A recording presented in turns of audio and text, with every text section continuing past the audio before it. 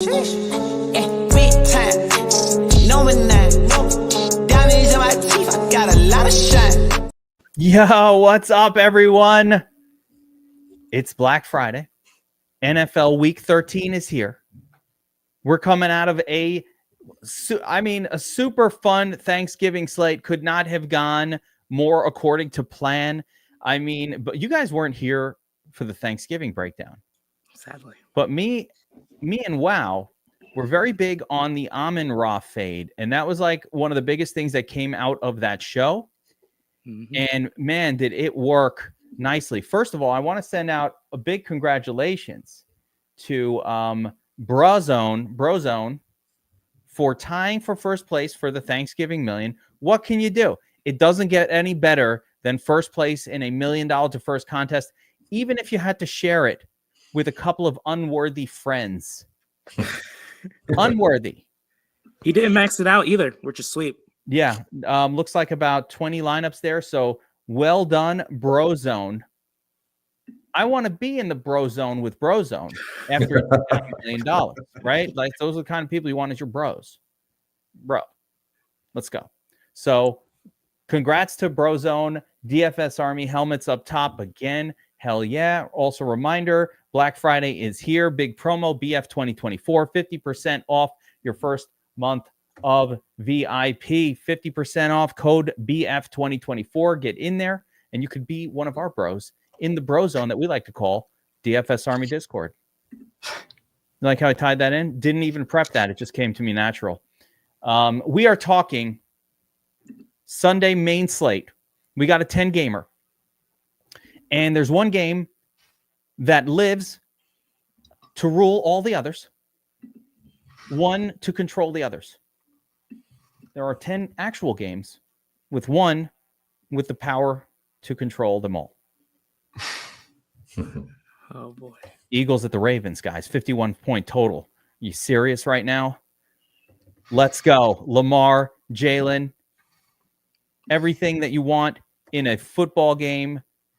Potential Super Bowl preview. That'll be sweet.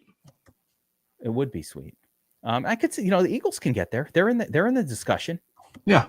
They're in the discussion. Yeah. What does Rihanna have to say about this game? What do you think she would say if this game was existing? See how I'm what do you call it? Filibustering right now as I'm looking for Rihanna on my screen. There she is. Uh-oh. Boner alert. She knows. I was wondering where you're going with the Rihanna reference. Yeah. I was filibustering because I was looking for it in my, in my clips list over here. So, all right. Anyway, we got a big one to talk about. There are some crazy ownerships. So wait till we get to that. Like, what the hell are people doing this week? I think we can get different. I think we can smash on NFL Week 13. People are getting crazy out there. At least that's what the ownerships look like right now. Like, let's all ignore that Saquon Barkley and Joe Mixon are on this slate. Let's just pretend that that's not happening and play other people or not. So looking at these games, of course, yeah, the one that stands out, Eagles at the Ravens. Burns, is there any reason I shouldn't be going bananas for this game? Because it seems like a good game to target. It does. I mean, what is it? 50 and a half points, 50 and a half total points right now in this game. The only thing is that both defenses are freaking stout. So are they? Except for Baltimore on the passing situations, but from a run perspective up the middle and, with Saquon, I think Saquon gets it if he's getting it via the pass, not via the run. They're good defenses, but they're better offenses. And Baltimore hasn't been able to stop the pass all year. Yes. Eagles look good defensively. So what? It's Baltimore. They're a difficult team to defend against. Like, they're a specifically difficult team to stop. So that game stands out. A couple other ones that are popping for me. Rams at the Saints, 49.5 pointer. Okay. Yeah. What's wrong with Bad that? defenses. First of all, go grab a bet right now on the Rams. It's crazy that that this game is as tight as it is. I would think the Rams should be favored by more than 2.5 even on the road. Taysom Hill got another 40-pointer in him? Maybe. Jeez. Don't know. The other one that's popping is Chargers at the Falcons. Super close, 47.5-pointer. Not bad. We can get some goodness out of that one. Looks like Herbert is going to be the chalk quarterback, which again is something that we could probably figure out, work around. I have some thoughts on that. And then Steelers at the Bengals. Long storied history between these two teams, usually not leading to big scoring games. Unless I'm wrong. Is there like a tradition of these games going low? Because I feel like there is.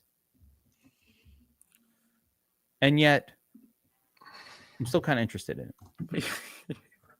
Yeah, I'm thinking about it the exact same way too. Usually this is like a very low scoring game, but the Bengals secondary has been a little suspect. So I'm interested. We'll see. I have some mild interest there. Houston at the Jaguars. I only even mentioned that one because the Jaguars are that team that you want the offense who's playing against them. Like the last time I faded the team playing against the Jaguars, it was the Lions when they put up 75 points and Goff threw for 6 touchdowns in that one. And then the running backs all got 2 apiece. It was like it was a party. Everybody got in on the action. It was like when Big Jones Stud was around back in college. And everybody was like, I'm next. And that was it. What? Sorry, that was unique for only a few of our What in the world? Only a few of our listeners knows what I was just talking about. But some of them do. I don't know if I want to know. Big Jones Stud, yeah. I don't think I do. You would have been all over that back in the day. But so there's those. Then, and I don't know, any other games here stand out to you like on first look? I'm kind of looking at like the Colts. Yeah, Colts, Patriots, and then Arizona. Buccaneers game. Yep. Bucks, the Bucks side of it. Right? The Bucks side of it in Arizona. Yeah, I think there's a lot of games here that are maybe flying under the radar a little bit that I think have some potential to be just as high scoring as the ones that we highlighted. I mean, the Minnesota game. The Arizona-Minnesota game. I fully agree, Burns. Go ahead. Yeah, the Minnesota-Arizona game. This one could actually shoot out. Minnesota hasn't been very good in the secondary, and that's basically how you beat them. You don't beat them up front in the trenches. So this one could actually be a high-flying affair, and I actually like Minnesota as well in this one. Yeah, Vikings at home. But where do you go with it, right? It's always like, there's a lot of weapons on that team, a lot of places to go. Maybe JJ cut off the dot action could really work in a game like that. I'd feel weird to chase the Addison game there, so I'd probably sooner be on looking at something like that. So, all right, yeah, we've got some games to target and some spots, chalky spots. I'm not sure if like the field is just starting to pay attention to the slate or what's going on, but the ownership's projections at first glance are legitimately surprising. Yeah. Some weird stuff going on. Yeah, it's just a little surprising. And there's some interesting prop-based projections as well that I think are noteworthy. Let me make my screen a little bit bigger here so maybe people at home could possibly see it. Let's give it the old F11 there. I was told to F11 it. So with that being said, Herbert projecting for by far the highest ownership at 17%. Anthony Richardson, Sam Darnold, everybody else at 5%. You can't even actually order them. Basically, outside of Herbert and Anthony Richardson, it's just a flat 5% for every other quarterback that isn't like a complete zero. Yeah. Kind of weird. Why do you guys think that Herbert is popping so much? It's his price in the spot. I mean, he's cheap, one of the cheaper quarterbacks on the slate, and this is one of the higher scoring games on the slate. So I don't know. I don't want to do it. I don't want to. Yep. I don't agree with the chalk, but that's my guess to why. Tough one to want to chase. I did have a thought though on Herbert, which was maybe with Dobbins out, maybe the thought is they'll have to lean less heavy on the running game than they had. And so maybe an extra little bit of action has to come from the arm of Herbert. Maybe. I don't know. It's hard to I'm trust just the not guy seeing who's it at throwing any it point. tough to trust the guy who's throwing it to Quentin Johnston. That guy is a fucking piece of shit. Now I officially hate him, by the way. He is on my I hate you personally. And that's when he goes off, right? Yeah, I was gonna say, you know what that means. But I'm telling you, that dude can't catch a pass. How do you drop 4 passes in one game in the NFL? What is going through your mind that you can't catch a fucking football when you've gone through peewee football, elementary school, high school, college, years? How do you not know how? I mean, did you guys see what happened last week with Quentin Johnston? Yes, Those of course. drops. And this was the story last season too. And then, for most of this season, he looked really good. Again, he looked like, what he was supposed to look like. So tough night for Johnson. No, you're gonna have to go back at some point. It's unforgivable. It's unforgivable that you got to cut him, much like the Bears did with Eberflus after his inability to catch a football, metaphorically, by not calling a timeout. Oh my when everybody watching from home was like, dude, why are they not calling a timeout? The fucking time is going to run out. Oh my God, they snapped the ball. What are they, crazy? Time is going to run out. What the fuck are they doing? Like, those were the words being spoken at Thanksgiving at those moments. BobbyWow, I'm taking you back to it. I can see its pain. I can see the pain in your... In terms of outcome, it's been the most devastating 31 days of being a Bears fan in my life. And How did they blow that? I'm just rooting for fantasy production at that point. I don't care if the Bears win. Right? It's almost unfair to say that they blew it, but in a way they did, right? And that's the 4th devastating, heartbreaking, find a new and worse way to lose game. That's a 4th in a 31-day stretch. That's crazy. So yes, good riddance to Eberflus. I wish him the best. I really do. Nice guy. But my God, the one thing we can come away with though, and this is why I'm okay. And I'm saying my piece and I'm done. Caleb played well. Josiah's wrong about Caleb Williams. I think you might be wrong the last 3 weeks. Caleb has played well. If I'm a Bears fan, I'm happy.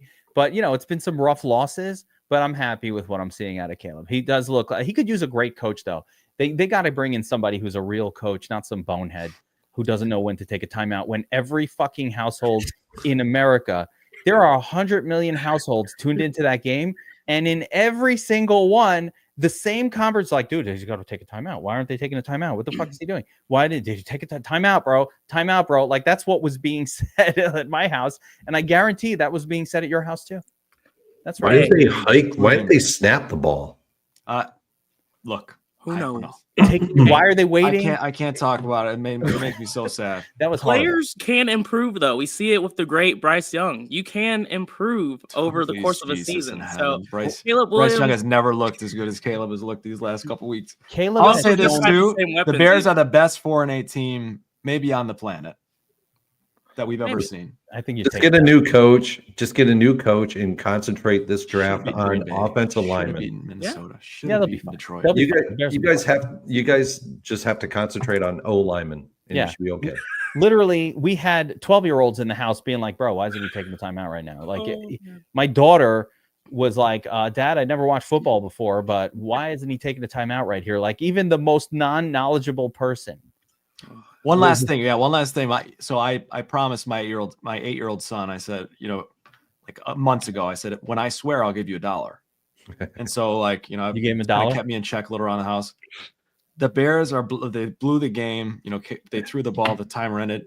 And instead of, like being sad or whatever, my son is tallying up dollars and said, "Oh, it's 8, 9, 10, 11." And that's what he met me with after the game. So anyway. That's so surprising. It was rough that you had to like. I'm in shock to hear that you were swearing. But I get it. It was that. I just wanted more fantasy action because, of course, we had Caleb as the top quarterback play yesterday, and so I was just like, yeah, man, more. Yep, should have been Daniel more. Jones. Should have been more. Running around at halftime. Oh, All right. So, all right. With that being said, yeah, Herbert, Anthony Richardson second, and then there's really no chalk here at quarterback, which is a little surprising. So let's get into actually talking through the entirety of the quarterback position for NFL Week 13. And at the very top of the list, so I've got these, and as I like to do, I like to break them out by like expensive tier, mid tier, and cheap tier QBs, because we have to differentiate a little bit. In the expensive tier, 7K and up, we've got Joe Burrow, Jaden Daniels, Jalen Hurts, and Lamar Jackson. Of that group, Lamar Jackson and Jalen Hurts are averaging something like 23 to 24 fantasy points per game, just miles ahead of everybody else. And they're facing each other in a game where it's highly likely that the teams are producing some offense. So really, really interesting stuff that neither one of them seems to be on the high side of ownership. What do you guys think of this? BobbyWow, let's wipe the stank off of yesterday and move forward, mind-wise, yes, please. brain-wise. Please. Lamar and Jalen, what am I missing here? Why would they not be the highest owned players on this slate? Because they're expensive and because the defenses are perceived to be very good defenses. All I know is this: I will be smashing both those guys over the field. You know, if this is the trend that continues into Sunday, like to me, there's nobody else that could, that has higher ceilings than those two guys and higher floors too. Like it's the whole package here. How many freaking tush pushes does Jalen need to get this year before we start to believe that this guy is putting up good fantasy points? Josiah, they just push him in the end zone twice a game. Yeah, I'm high on Hurts. I'm going to be significantly over the field on him. Lamar Jackson, though, I don't like quite as much. The matchup's tough. We know Derrick Henry can vulture him. I'm not playing him this week, but Jalen Hurts is the guy in this range that I'm targeting and going very high on. Jalen Hurts, you can level him up even further by the fact that the Ravens being good versus the run just increases the chances that Jalen's throwing it. He's slinging it out there. Like if Barkley's not scoring 2-3 times a game, Jalen Hurts would be putting up 30s and 40s. And the beauty of it is, unlike Jackson and Henry, Hurts and Barkley have been showing up in the same lineup optimally multiple times. That's who doesn't show up doing optimals with Jalen Hurts? His wide receivers or tight ends. Sure. Yeah. It's just Hurts naked. So I think that changes. I do think that changes here against the Ravens. Interesting, because Ravens are such a throw against them type of defense. Yes. Do we think that Devontae Smith will be back for this game? Would love it if he was. Mm-hmm. I feel like if he's not, the Brown play. He is cheap. Devonta Smith is as cheap as I've ever seen him. Understandably so, but wow, below 6K. Do we think he's playing? Do we think he's playing? That's the question. Well, we'll find out. But I definitely like that. I do think he's playing. He practiced. Then you go with Smith and maybe instead of AJ Brown, because that AJ Brown Hurts combo is very spendy. I think both of these guys are we good for both of these quarterbacks naked? Like, I definitely want to have some. I will stack some, but I think you have to have some of these guys naked as well, because how many times this season has Jalen Hurts burned you because you stacked him? If you've just been playing him solo, it's been better this year, a lot better. Yeah, he's getting 30s, 2 tush pushes in a game. I mean, that's really the problem. It's so much of his scoring is coming from those rushing for touchdowns. See, this is the problem with the and I've been stacking him +1 this season, and so it hasn't burnt me as much. And I include Barkley in those +1 stacks, like Bobby just mentioned. So it hasn't really been that bad, but yeah. But you're missing it, but you're not winning the tournament because that I don't think a combo of Hurts and a pass catcher has won this year. It's been Hurts by himself. I'll be using the sim boost. I'll be using the sim boost to boost his wide receivers. I won't be forcing the stack though. I think I agree there. I think why bother forcing it? And Lamar has actually technically, he's averaging 26. Hurts is averaging 23. So is Burrow though. Yeah, 23. So Lamar, don't sleep on Lammy. Could we then agree that because of these two, it kind of reduces the interest in maybe like a Jaden Daniels or a Joe Burrow? I have 0 Jaden Daniels again, and will like instantly proves me otherwise. He had one good week so far, fantasy speaking. Burrow up against the Steelers, I don't see why you have to force it. I keep it simple here. You don't have to, there's not chalk up top. So no need to like go crazy on a Burrow play up against the Steelers. Let's calm down on Jaden though. He's had a few good weeks. He's had a couple. He's had some 28s. Yeah, he's had some worthy scores. Brutal. Yeah, but he's had some worthy scores. There's no doubt. But basically, Tennessee is not the team. Tennessee has been. Yeah, let's see what it says here. But Tennessee has not been the team to sort of go after. Yeah. I mean, Washington's projecting for 182 passing yards. That's the gross, right? That's not. Why bother? Basically, lower scoring game, 46. Why bother with that one? That's really what that comes down to, I think. So I agree with you, Josiah. Screw that. And same thing with Joe Burrow. What do I need to mess with Joe Burrow like against the Steelers? The Steelers are good. No reason. They got that nasty defense. One guy I do like, though, and Josiah, you'll appreciate this one, is Baker Mayfield up against those Panthers. I don't know. They've been stepping it up, but the defense is definitely still a weak point. I want them to step it up offensively. That just makes it better. I mean, the more that the Panthers offense is not horrible, the better the chances are that the opposing offense is forced to increase their pressure, their offensive, fuck is that word? Urgency. Yeah. It wouldn't shock me. I still have Baker Mayfield in my player pool, but he's not showing up in my lines quite yet. I'm still on the fence. Burns, in this mid tier, you got Mayfield, Stroud, Kyler Murray, Cousins, Darnold, maybe even Stafford. We'll call this the kind of the mid tier of quarterback. Okay. I know you love to hang in this zone. You've said that the Millie makers are won by quarterbacks with a 6 in front of their name or a 5. Never a 4 and rarely a 7. That's what. Give me what are the latest numbers on that? Give me 1 second here. You don't have to get exacts. Just like where has it continued? Has that trend continued? Oh yeah, very much so. It's actually through last week. I still haven't gotten this week's completed yet. Through last week, we're looking at 89% of the time in the top 20 winning Millie Maker lineups, they've rostered a quarterback either in the 5K or the 6K salary range. Everything else is basically minimal. 4K salary range is non-existent at like 1%, which is just one person. And then it's 9% on the 7K. And then when you get in the 8K, it's 1%. So there you go. There also haven't been many 8K quarterbacks, in fairness. Yeah, but it's still beneficial data to know that 7K quarterbacks and 8K quarterbacks and 4K quarterbacks don't make it in these lineups very often. Yeah. And we're talking about not winning the Millie Maker lineups either. This is not first place. Yeah, these are top 20s, right? Top 20, top 20s, yeah. If I was to look at first place, you're probably looking at more so towards 99% or if not 100% in the 5 to 6K. Yeah. So the 5 to 6K zone is the sweet spot.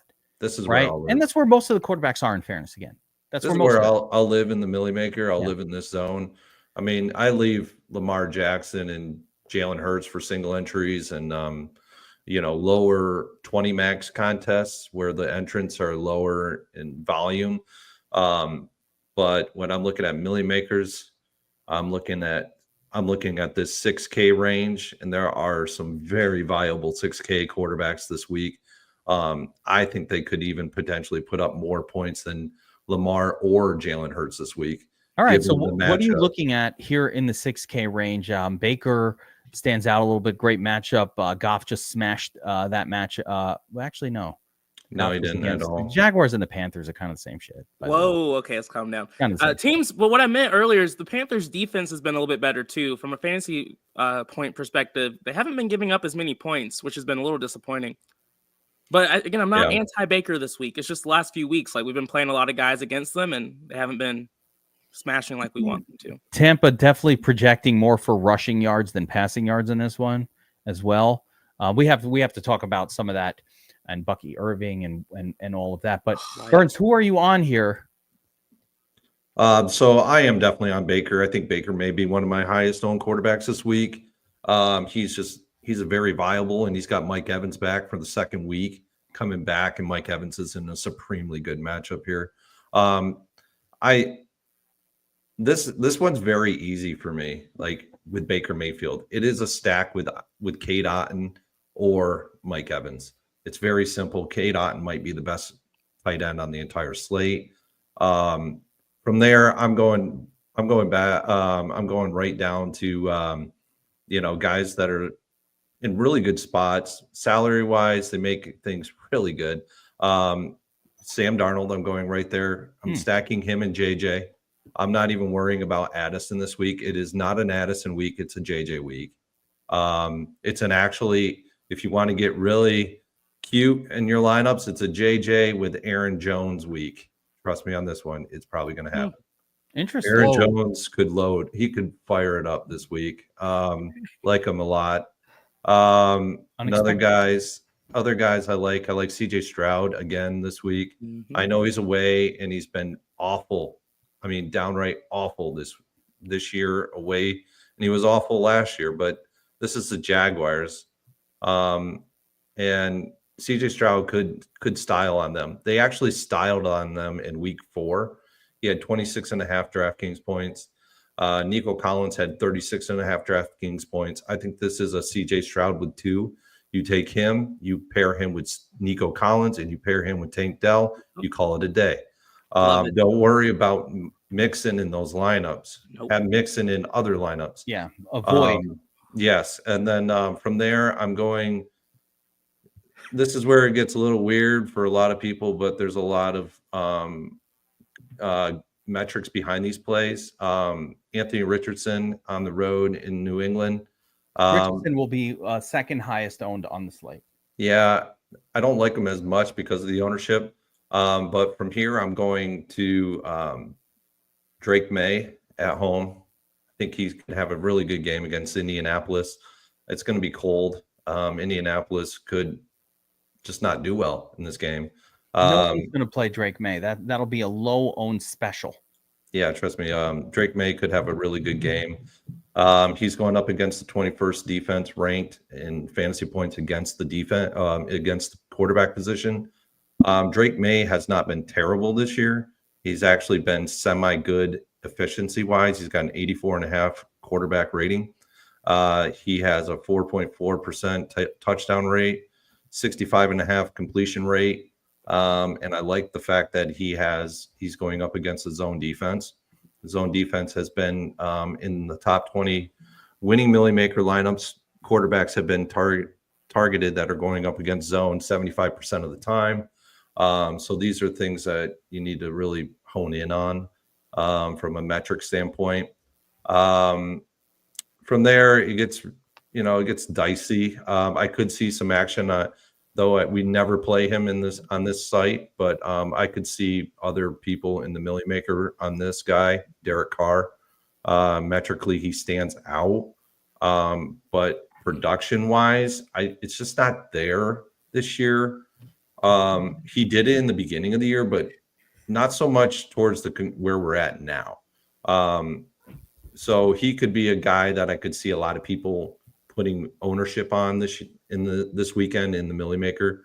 It wouldn't surprise me one bit. But yeah, I mean, these are guys that I'll be all over. But this is why I don't have to go up into the top salary ranges. Yes, if you kind of like have them naked, it helps your lineups, but it kind of not in so many different ways. It kind of takes away from your lineups. So when you're building in the Millie Makers, you really don't want those peaks and valleys in your salary ranges. You want more of a flatline salary range across all positions. It actually showcases very well across, but then you have to have the right players within there. So I've been seeing a lot of like really weird, like top 20s. So guys that don't score very well, like, they get like 6-7 points, but they're still in the top 20 in the Millie Makers. Why is that, right? It's because they're not, these lineups that are in the top 20 are not, I have an 8K salaried quarterback, and then I have like multiple 3K wide receivers. They have flatline salaries across all positions. So interesting. Yeah, good takedown. Good breakdown here of some of these viable quarterbacks, Burns. I appreciate that, and a couple that weren't certainly not on my radar. Like Drake May's not on my radar. Like, okay, He should be though. That matchup against the Colts is golden. yeah, it has been a great matchup, and listen, I prefer it if this was in Indianapolis. Weirdly, give me the dome, give me nice weather. But when it's outdoors, sometimes the running back takes a little bit of precedence. And Hardlock in the chat asked a good question, like, who do you even stack this guy with? And I would say with May, it's probably Hunter Henry or Hunter any Henry combination of Douglas, Douglas, or even Bourne or Booty, I guess, if you must. a little bit. BobbyWow, how about you? Talking quarterbacks, Burns mentioned a bunch of them, but who are some of your go-tos for NFL Week 13? Who are the guys that are sticking out for you? You're like, yep, I'm excited to play him. I mean, yeah, Burnsy covered most of them for me. I think we talked about Jackson and Hurts, Baker. I like CJ Stroud as well. I don't know that Kyler was mentioned. I have some interest in Kyler Murray as a GPP tournament winning kind of upside with Marvin Harrison again. And I think maybe the one other guy that wasn't mentioned that I do have pretty significant interest in is Matt Stafford, who since week 4 has as many 25-point games as Jaden Daniels, for the record. And he's got, Puka and Kupp both healthy. That Rams team has looked really solid overall. And, those guys are getting peppered with targets. So I like Matt Stafford, and in a game where I do think Derek Carr does maybe potentially keep putting some points on the board to keep the Rams with their foot on the pedal. So that's where I'm at. That phenomenon that you mentioned with Puka and Cooper Kupp has caused Kyron Williams to stop scoring touchdowns. It's the most bizarre thing. Like Kyron, as soon as Kupp and Puka have been back, Kyron hasn't scored a touchdown. And he was getting all of the work near the goal line for the whole season up until now. So it's really like it's messing with the it's messing with the algorithms that do projections, because Kyron's like being over projected a lot of weeks compared to his red zone role, which has weirdly diminished. I think that's just noise and variance, but it is what's happened for the last, because I'm like, can we even play Kyron? I was doing my notes on Kyron last night. I'm like, man, he's tough to play at this point. I think you got to keep going to it because it's a great matchup. There's one more that I'll add. Okay. Yeah. And he's in the 5K salary range. And it may seem like it's kind of a not such a great matchup, but it actually is not terrible, because this defense on the road just hasn't been there and hasn't really showed up. And it's Trevor Lawrence at home with the Houston Texans coming in with Brian Robinson as your primary stacking partner. So that is one where you could actually, I would only use for large field GPPs. Really thin. I wanted to ask Josiah about Bryce Young, because he has looked much better and he is really cheap against a really bad pass defense in the Tampa Bay Bucks. No, I feel like I have this slate pretty solid with what I want to do, but Baker Mayfield and Bryce Young are in my player pool, but I have not made a solid decision there yet. Okay. But before I talk about Bryce, I liked so many of the guys y'all mentioned: CJ, Kyler, Sam, Stafford, Drake May. I think those are awesome plays. The only one that y'all didn't touch on that I liked was Russell Wilson. I like playing him with Pickens. I think the matchup for him is really solid. I think this game is going a little bit overlooked from an ownership standpoint, and I like him a lot. And then I can't do Carr. I can't do Lawrence. I get y'all's thought process, but can get out of here with that one. Bryce Young is super viable, though, Bobby. Like you said, fantastic matchup, though, against the Bucks. I like playing quarterbacks against bad defenses. This Tampa Bay team has been a bad defense. My problem with Bryce is that he hasn't shown us upside. Even in games where he scored 2 touchdowns, he still lacked upside. But if there's a spot to play him, this is one of the ones. So I'm considering it. I'm this whole Bryce Young thing now. I'm so against it that I need a neutral party to make a judgment call. Let's go with Smokey. Hell no, fuck with your shit. He's gonna go off now. Thank you. Neutral party. I mean, I'm not going there with Bryce. No, we're not Young. playing Bryce Young. Get the fuck out. No Bryce Young. Fuck him. Fuck you, Will Levis. Fuck you, Derek Carr. Fuck you, Aaron Rodgers. Fuck you, Trevor Lawrence. You're all out. No, I'm not going with Derek Carr. I just said he's metrically in a good spot. Hell no. And people will own him in the million. Derek Carr, are you crazy? You know who gets a touchdown? It's called Taysom Hill. Derek Carr doesn't throw for shit. Okay? Fuck that guy. I'm sorry for the cursing. It's a gambling show. So too bad. I owe your son a couple bucks, BobbyWow. But hell no. Hell no to those guys. I'm giving a no to Gino. Russell Wilson. How about Russell Will? No, sir. No, son. No. You don't like Pickens? Either? No. You don't like Pickens? Okay, I like Pickens. Pickens. I like Pickens. Pickens is okay, but Russell Wilson only throws to one guy, Pickens. That's the only guy he throws in. Every once in a while, Calvin Austin gets a miracle bomb. There's not enough juice to squeeze out of that guy for me to get a 25-point score. He's where are the 25s? No, I'm out. Let's stick with the good plays. Sick of it. How many times will Trevor Lawrence burn me before I learn? It's like I keep fucking around, but I never find out. You just come fuck around again the next week. No, I found out. Don't play Trevor Lawrence. Bryce Young has yet to have a single game in his career over 20 fantasy points. Why are we worried about him? Forget him. Just like let's get the guy who's going to put up a 28. His name is Baker Mayfield. It's very obvious.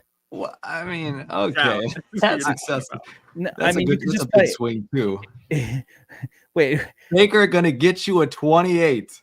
he can get you 25, or the problem with Baker is Bucky Just locked into 28 for him. What are we talking about? Not locked in, or Herbert, or somebody who's done it before. Herbert hasn't scored a 28-point or game Matt in Stafford, years. who, as you correctly claimed, has hit 25 points multiple times already this year. You know what? 25 is plenty for a 6K. That's fine. Yeah, I'll it's take that. Stroud, Darnold, Stafford. That's like that safe group you're looking at. Yeah. Solid upside. Stroud is scary because he stinks this year, but Not scary. I like the matchup for Stroud. I'm on it, right? Just let's keep it simple. Yeah, and for the record, I think Herbert is playable, right? I think we would all agree Herbert is playable. Yeah. Oh, yeah. It just he's chalk. Just for this question in the chat, it's just the chalk there.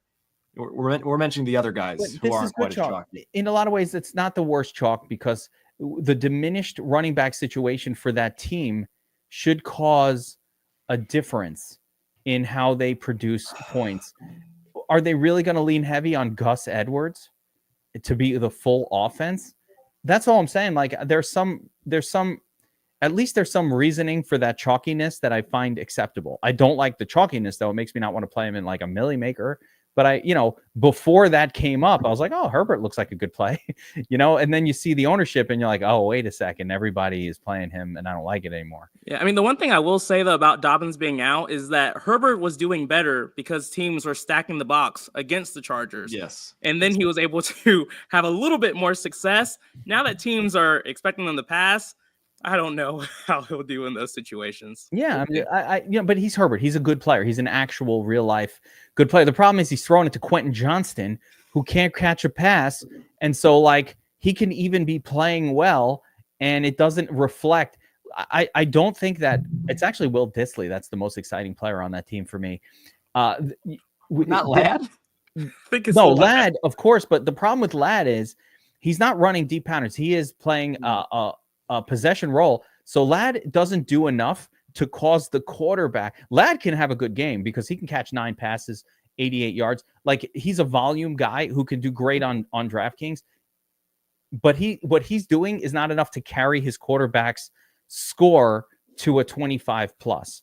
He doesn't play that role. You need somebody. It should be Quentin No one on the Johnston. Chargers plays that role. That's Right. the problem. Like it should be Johnston, but he stinks. So then you're left with Josh Palmer, who's hashtag not that good, right? Better than Quentin Johnston in terms of like not being terrible, but also I just am never that impressed by Josh Palmer or whatever. I will say, if you are playing Herbert, play Johnson. Yeah, he's definitely going to be in the middle. Be Yeah, low yeah. owned You know, because everyone was burned last that's week. right. Of course he will. I don't care. Does that mean that he doesn't stink? He dropped 4 passes in a game. How do you do that? 20+ You know what games that does this year. tell me, though? Honest to God, like just upside. you talking about that, Geek. I do think I would force 2 pass catchers with Herbert because there isn't one guy that can carry him over the line. Yeah, it has to I be think 2. for me, it's 2 of Ladd, Johnson, Disley, and maybe one of the running Vidal if he's Maybe Vidal, but Gus Edwards isn't catching a pass.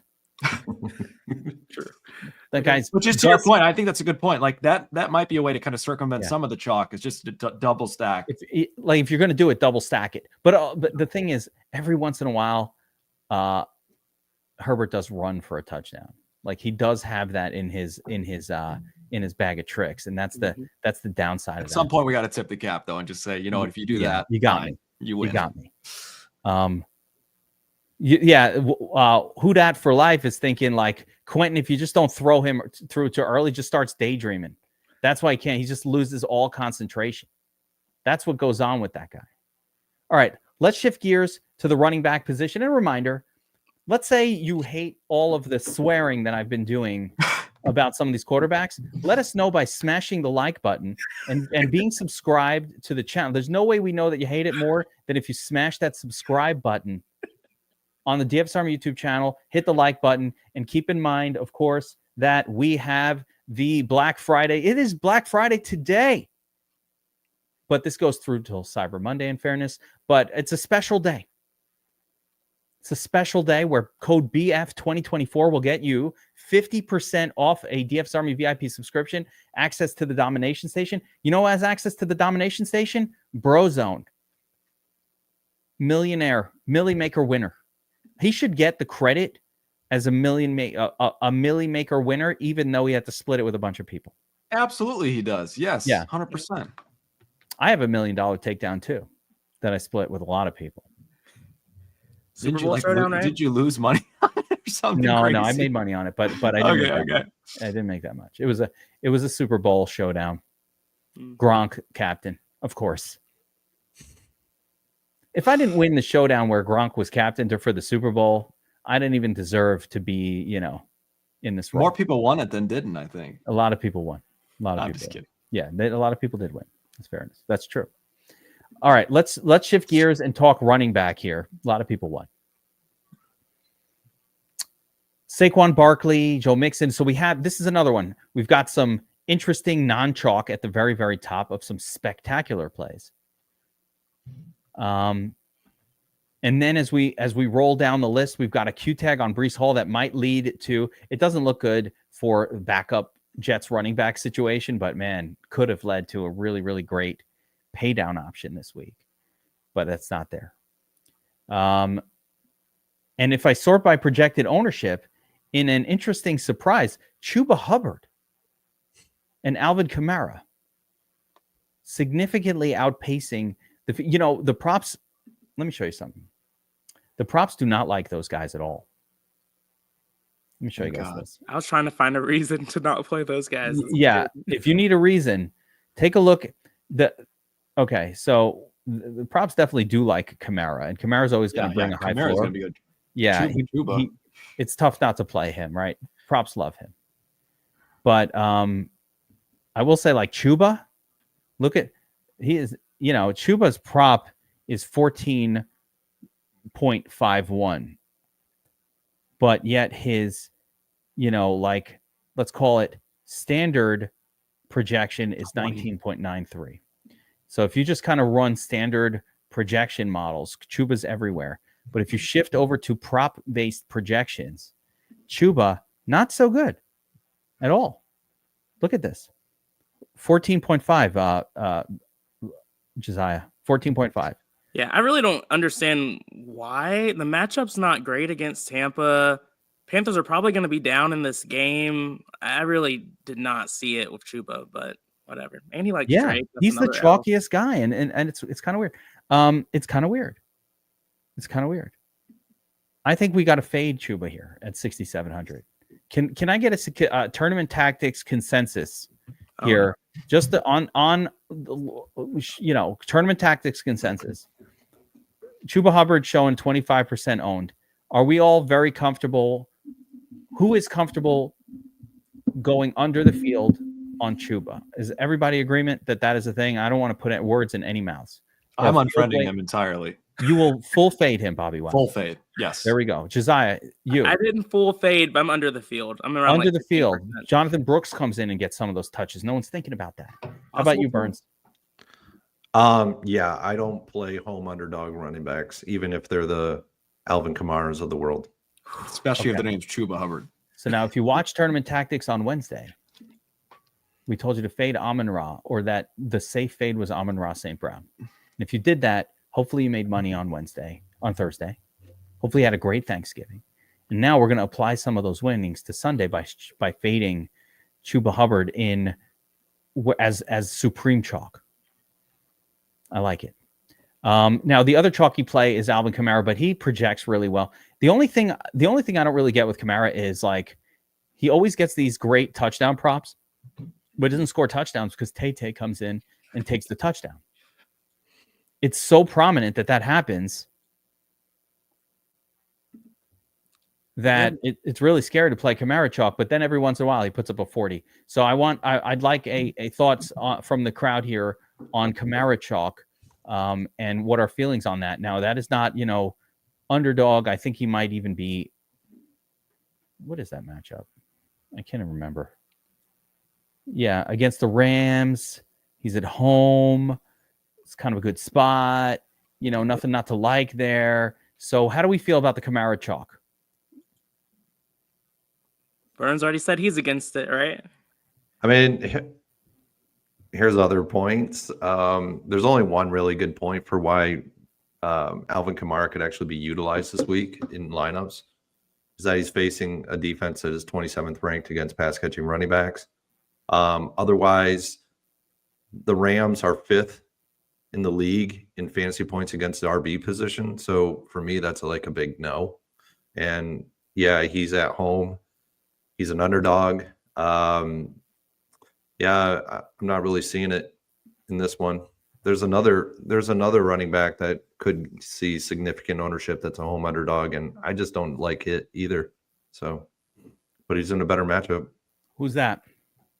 Bijan Robinson. Yeah, Bijan is Bijan's actually the bad matchup in terms of like the Chargers are an actual good team versus the run this year. They're a really good defense. They've limited opposing. To me, I don't understand. So I'll tell you my perspective, and I want everybody's thoughts on this because this is an important part of the slate. But to me, it's like just play Mixon. That's the thing that stands out to me is why wouldn't I just play Mixon there? The best possible matchup for 300 more than Kamara right there. Or Barkley. Like, shouldn't we just play Mixon at lower ownership? Yeah, probably. Kamara hasn't scored a touchdown since week 6. He hasn't scored since week 6. This is okay, but is it not? Can we not say he's due? Like he's a little due for a touchdown. Hill's gotten all of them. They have to find that like middle ground where they're giving him some more touches. This is his whole career, Josiah. This has been the story of Kamara his whole career, and he'll have a random game where he scores 4 touchdowns. And a second random game where he scores 3. And then you look at his box score at the end of the year and he has 9. And you're like, oh, okay, scoring most of the time. No, most of the touchdowns come in like 2 games out of an entire season.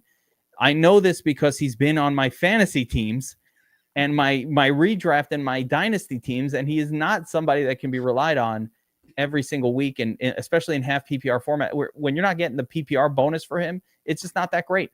And it just is what it is. The thing of him is, though, you would expect that with diminished wide receiver talent on the Saints right now, that they will have to throw to him more frequently because who the hell are they throwing to? Taysom. They're throwing to Taysom too. Yeah, Taysom Hill has become a weapon, a pass catching weapon, basically, which, that's part of the reason why, though, he's projecting so well. I always get concerned when people start talking about, when everyone starts talking about Taysom Hill. When Hill's chalky, things never go well in those spots. Really I'm not a fan of Hill either, but just to Kamara, like his 5 of his 7 touchdowns and his only 2 100-yard rushing games came against the Cowboys and the Panthers. Okay. Also, just to put it out there. On I Taysom's love or Kamara's? Kamara's. Yeah, so he has his best game against this team. Or against those crappy teams, not against the Rams. Yeah. Yeah. So there you go. All right. So I think, which means he's going to explode tomorrow or he Sunday. probably will explode. In any case, the trends are not favorable for AK. But again, if you need permission to play him, when you look at the research station and you look at the props, he certainly props great. No worries there. So he is an appropriate play, not just regular projections, but prop based as well. One name that pops up though, take a look at who's got the fourth highest prop projection. Chase Brown. Yeah, baby. Projecting. ILL. Let's go. There it is. So he's one of the highest projected running backs on this entire slate. And yet he's priced down at almost like a bargain level here at 6,200.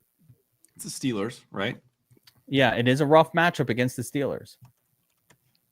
But yet his prop is so good. And his projection is so good. It's hard to look at this one and not want to load up on him.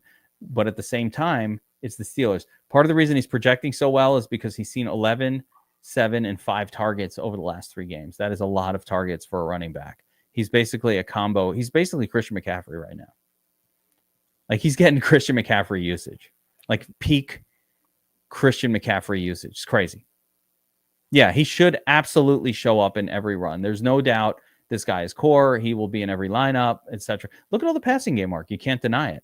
And I think the passing game work increases against a team like the Steelers where they can cover Chase Brown.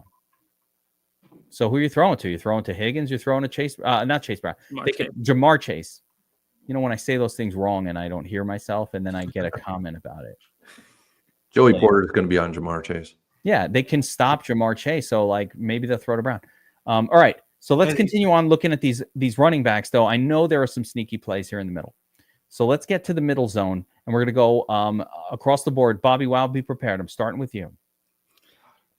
So we talked a little bit about the upper crew, right? Breece Hall, Q-Tag. Don't know what to do with that right now. Whatever. Bijan, not the best lineup, but we got Kyron, Walker, Tyrod, Chuba, Connor, Jones, big name, Pollard, Chase Brown, and B-Rob. So of the secondary group here, give me some of the running backs that you are targeting. Who are some of your go-tos for NFL Week 13? Vidal, the chat is talking about Vidal. I'm surprised no one's talking about Bucky Irving yet. Vidal, I don't know.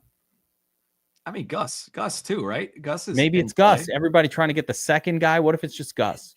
Yeah. So it could be that. I don't know why people think Vidal is going to. He's been a healthy scratch. Like I think the team maybe hates that guy. I don't know. Why is Hassan Haskins in and Vidal not even? He's a scratch. There could be a reason. They could say maybe Hassan is our goal line guy, but clearly Hassan has been playing over Vidal. Yeah. Up until now. So I don't know. I don't, unless there's some word from the coach, I don't have any knowledge of that. But BobbyWow, this zone, Stevenson's in there too. Pollard, Aaron Jones, who Burns was hinting we're going to play this week. I can't wait to hear about that. But what do you say? Yeah, I think for me, I like Saquon and Mixon. Just to say up top, I like Saquon and Mixon. I'll be over the field on both those two guys. I don't like the 7K range very much at all. So, starting, I guess it's 6,900. I will be playing some Jonathan Taylor this week. I think he's intriguing against the Patriots, and he shouldn't carry much ownership at all either. I know it hasn't been very pretty for him, but talk about someone who's due. JT is due. I love Chase Brown. He's probably my top running back play on the slate. I'll have more exposure to him than anybody else as far as running backs are concerned. The Steelers have actually allowed, I think, 6 touchdowns over the last 3 weeks to running backs. They've been pretty vulnerable to the run for the most part over the second half of the season. So I'm all about Chase Brown. That dude gets tons of volume targets. He'll be my highest exposure. And then as much as it absolutely pains me, I am going right back to Ramondre again here. There it is. He just, it's been so bad. Like, but I think he can excel against the Colts. Their defense stinks overall. We talked about Richardson. We talked about, Drake May a little bit. Why not Ramondre here? I think he's interesting now that he's below 6K. So I'll have some Ramondre Stevenson as well. Wait, are you saying that we forgot about Dre?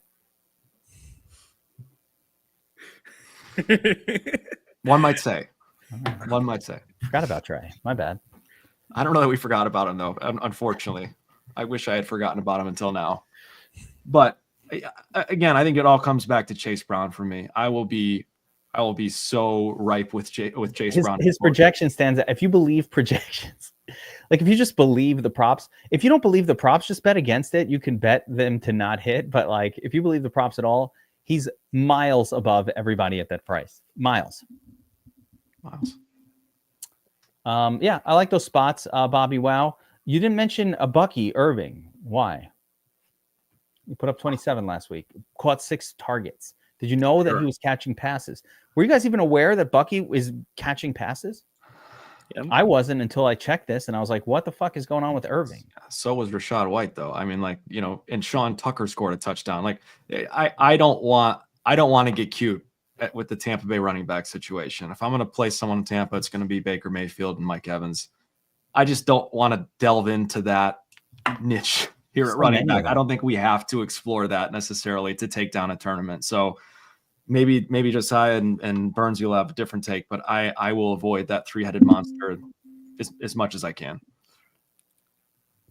Yeah, I mean, I'll say for me, I'm playing Bucky and Rashad White. I do think people think Bucky has more control over this backfield than he actually does. It is pretty much a 50-50 split pretty evenly, but that's why I'm forcing exposure to both of them, and they're not going to show up in the same line. Yeah. Josiah, what about the rest of the RBs here? Anybody stand out to you? Like, I think Bobby touched on a lot of the guys I like. The only guy he didn't mention is Tony Pollard. Washington, their secondary has improved a lot. We don't play quarterbacks against them like we used to, but they're still not great against running backs. And so Tony Pollard has had strong games this season. He has plenty of upside at 6,300, and he's not super popular either. He's a guy I'm forcing into my lines, especially with Chase Brown probably being the super chalk of this slate for good reason. He's a decent pivot and someone I just want to be in the mix too. What volume last week Mr. Pollard saw? 24 carries, another 5 targets. If Will Levis had any kind of accuracy, he might have caught some of those targets and put some yards on them. I really like the Ramondre call too that Bobby had. Yeah. Great spot for him. Anytime you can get a running back in a competitive game. The negative with Tony Pollard is just like, yeah, Tennessee's kind of an underdog here, but every once in a while, Tennessee just plays competitive. Yep. Burns, who are your go-tos? Yeah, I'm pretty much on a lot of these guys that you guys already talked about. I think at the 8K range, Mixon's got probably the best matchup from a matchup standpoint. I'll have plenty of him this week. You're probably not going to get a lot of Saquon unless you force him in. So probably going to have to boost him just because that's the way it's going to be with how the projection model is. But I think there are 2 guys, and we touched on one of them. The props projection is better than the actual projection in the domination station, and that is Tony Pollard. And one of the ones that you haven't touched on yet, but I touched on him earlier, is Aaron Jones, and he's almost a full point projection props based over his actual projection, the median projection. So Aaron Jones could have a very good game in this matchup. So he is going up against a defense that is 24th ranked against pass-catching running backs. Aaron Jones is a pass-catching running back. They're 19th in fantasy points against the running back position. Aaron Jones is in a very good spot here. I don't mind him paired up with Sam Darnold as well, and JJ, and get all the touchdowns that you possibly can in this one. Jonathan Taylor is projecting very well. He's going up against the 31st ranked defense in fantasy points against the position. His prop projection is horrible. His prop it's unplayable. Actually, it's unplayable. Yeah, he's he's projecting pretty well metrically outside of the props projection. I do like the Tampa Bay running backs. I think they're in a great position. I mean, they're going up against the 32nd ranked defense. We target Carolina.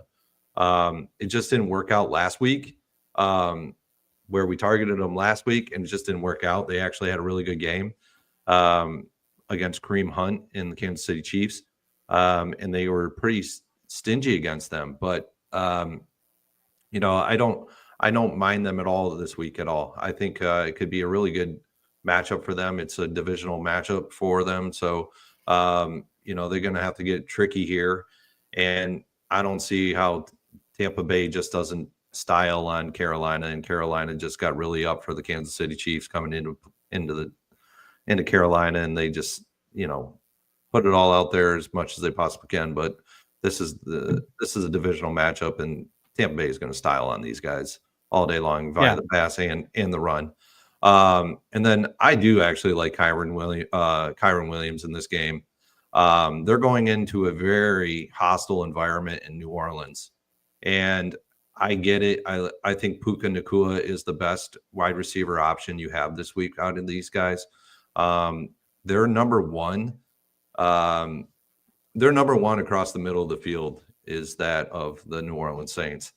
Kyron Williams could actually be a benefactor in this game, and they could lean on him quite a bit because this is an on-the-road game in New Orleans in a hostile environment.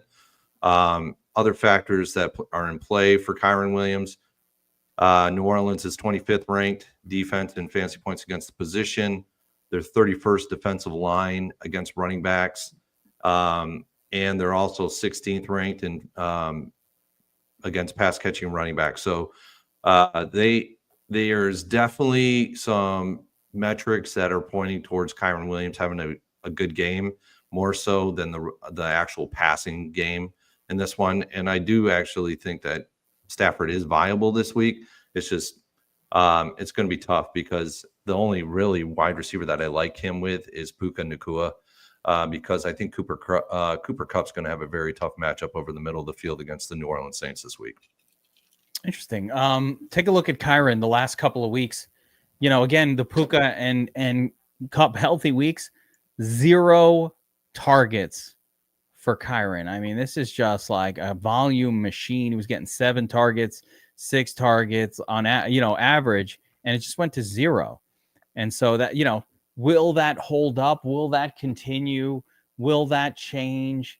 You know, is this usually these things are just noise. Usually like it goes back and all of a sudden he's got 4 targets this week and you're like, forget about those games. So that could happen too. But I think he needs those targets in order to produce a score viable. You know, the salary has also come down. Listen, this guy was 8,200, 8K, 8,200. Now we're back down low 7s. So the salary algo has reflected the last few games worth, and that's usually the time to get on a guy.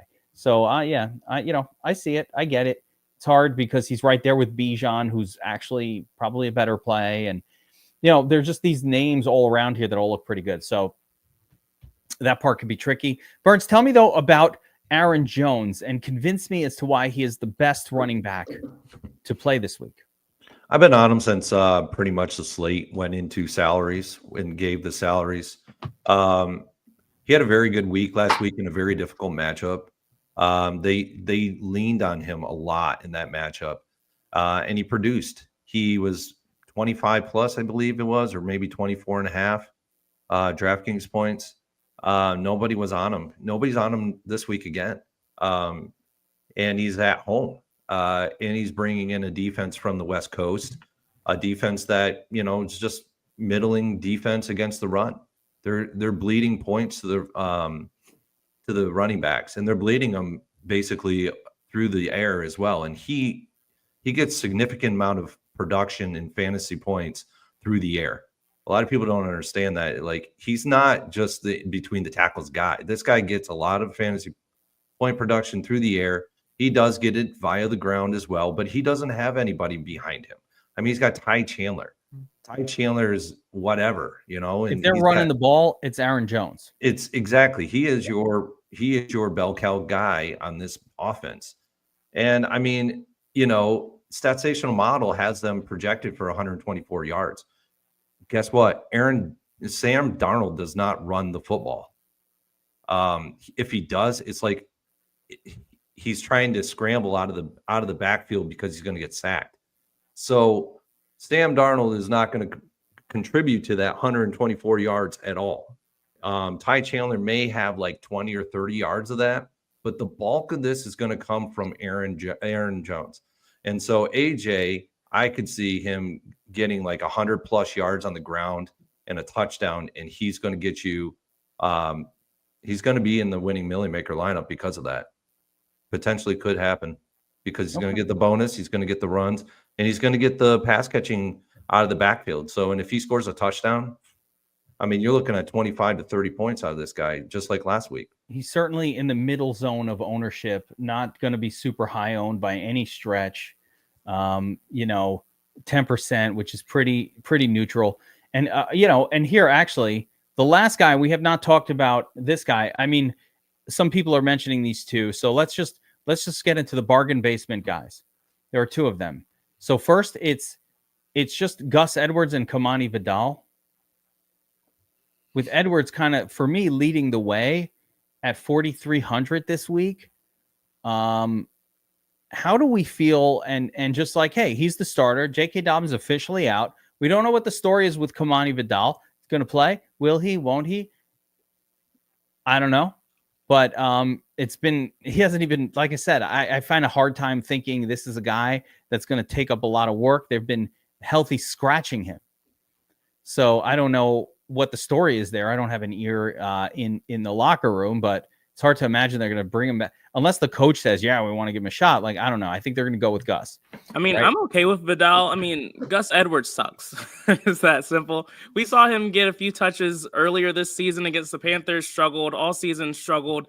Just not a guy who typically does a lot, even when he does see volume. He's had times in his career where he didn't suck, but this how year he old has is been now? an Like absolute 40 turd. something? I don't know. He's had years of his career where he's just been terrible this year. I don't know. And last year when he was with the Ravens for years, He wasn't great. He's also coming off a big injury. He hasn't been awesome, but Jim Harbaugh is going to keep running the football, and Gus Edwards is going to be the main back carrying the football. You can almost lock in. Look, it didn't matter last week. He scored 7 points, but you can almost lock in a touchdown for Gus this week.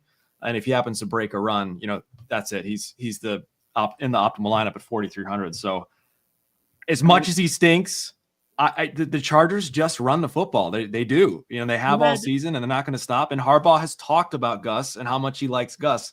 So all I'm going to say is at 4,300, I don't know how you don't end up over the field at 10% touches week 2 against the worst rushing defense in the Panthers at the time, and he only had 5.9 fantasy points. Totally. Yep. But I understand. I think if we go back and we look at the first couple of weeks of the season, right? J.K. Dobbins was a significant factor in the run game for them, and Gus Edwards was basically a byproduct. They started force feeding J.K., and Gus Edwards just became a byproduct. Now that Gus is the main dude, I'm not saying he's going to be a volume machine in this game, but by any stretch. But he's not going to be X out of my player pool, because I just think, like Bobby said, if he gets across the end zone and he even goes for like 50 yards, he's already made value. I didn't X him out, but I really wanted to. But Vidal, I don't know. I mean, I got this guy in my dynasty, and I'm not playing this guy whatsoever. I don't even know if they're going to even scheme for this guy. He's just the next guy up, but he's a rookie. We need to have our ear to the ground with Vidal. I need words from the coach that says, we want to get this guy in there. We like what we're seeing. I need some words of encouragement before I have any kind of trust there. Would I rather have Gus or Quentin Johnston? It's Gus all day. No. Absolutely. Yeah. Johnson has had 20 that's tough. That dude can't catch a pass. He drops everything. That's tough. He stinks. Don't say. I lost the fantasy matchup last week with Quentin Johnston in the lineup. All I needed was a point. This fucker dropped 4 passes. I was like, just one of them. If all he needed to catch was one of them. 1, and I would have won. You know how think it's frustrating it is? I'm now 5-7 instead of 6-6 because of this guy couldn't catch a pass. And you know what? You can't come back from 5-7. It's over. He burned me. Still salty about it. It's like not calling a timeout with 25 seconds. Come on. Why wouldn't you call the timeout? Forward. What happened to moving forward? Sorry, you should have to suffer if I have to suffer. Everybody needs to suffer together. Too much. I will bring you into my misery. I am playing Vidal though. Listen, I think Vidal, I need to hear more. I think Gus at 4,300 is hard to not play, and it's a good matchup. Yeah. Like, it's a good matchup. Like, yeah, you're probably right. It probably They scored just let touchdown. Javonte Williams be relevant again last week, the Falcons. So, look, I'm playing Gus Gus. can't stop the run. You got to play Gus. 4,300 is too good. And there aren't this plethora of value options floating around in week 13. The value has been vetted. We know who they are, and they're now priced at 5K. Like, there's not that much going on. Actually, well, let's find out. Let's move on to the wide receiver group. And reminder, if you are enjoying this crazy breakdown that we are doing, smash that like button. If you think that the Bears should take I can't believe you keep coming back to 15 this, man. seconds left. Why? And in field goal range, you could just kick it from there. Why wouldn't you call a timeout? If you agree with that, hit the like button. You haven't been watching the Bears the last couple weeks because you can't just kick it from there. Okay. We just kicked it from there against Green Bay and it got blocked. So please. I mean, the blocking is another story. But then hit the like button if you thought moving forward. Blocking kicks. I don't even know what I'm saying anymore. Where are we? Wide receivers. Yeah. For NFL week 13 and look who stands out as the top.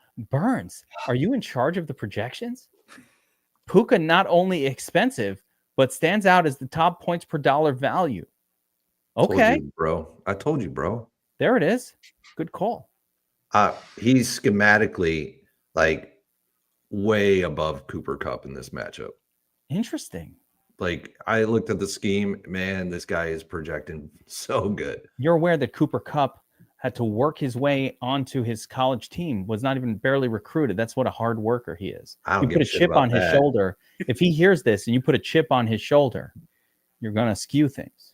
I don't give a shit about that, but let me tell you, I mean, Puka Nacua, I'll go into it real quick.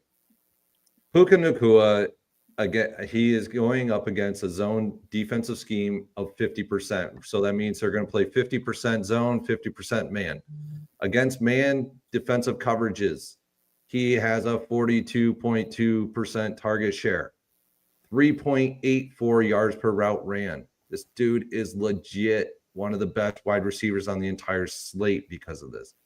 Against zone, it's not better, but it's not much worse. He is 35.6% target share against zone, 3.34 yards per route ran.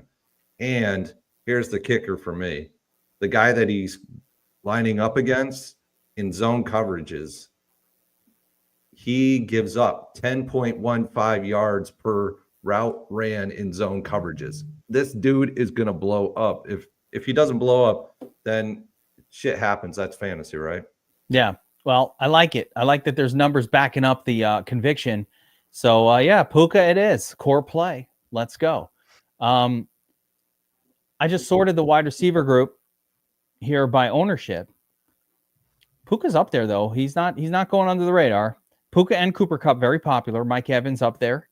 You got little T. Higgins. Nico Collins, maybe lower down than I would have thought. Pittman, popping. Makes sense. All those guys injured on the Colts. Pittman and don't sleep on Pierce. Don't sleep on Adonai. Or Adonai in the slot this week. Wait, how's his name pronounced? I thought it was Adonai. Or whatever. I don't even know. Okay, I want to make Mitchell. sure. Is it Mitchell? Yeah, Mitchell. Adonai. I believe is the pronunciation. We'll do an acronym. AM. Yeah, Adonai. I could be saying it wrong too, though. I don't know.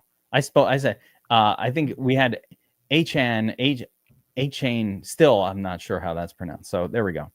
The only turd that's popping here is a Panthers turd, Josiah, and it's David Moore. Like, what's he do? Get this guy out of here.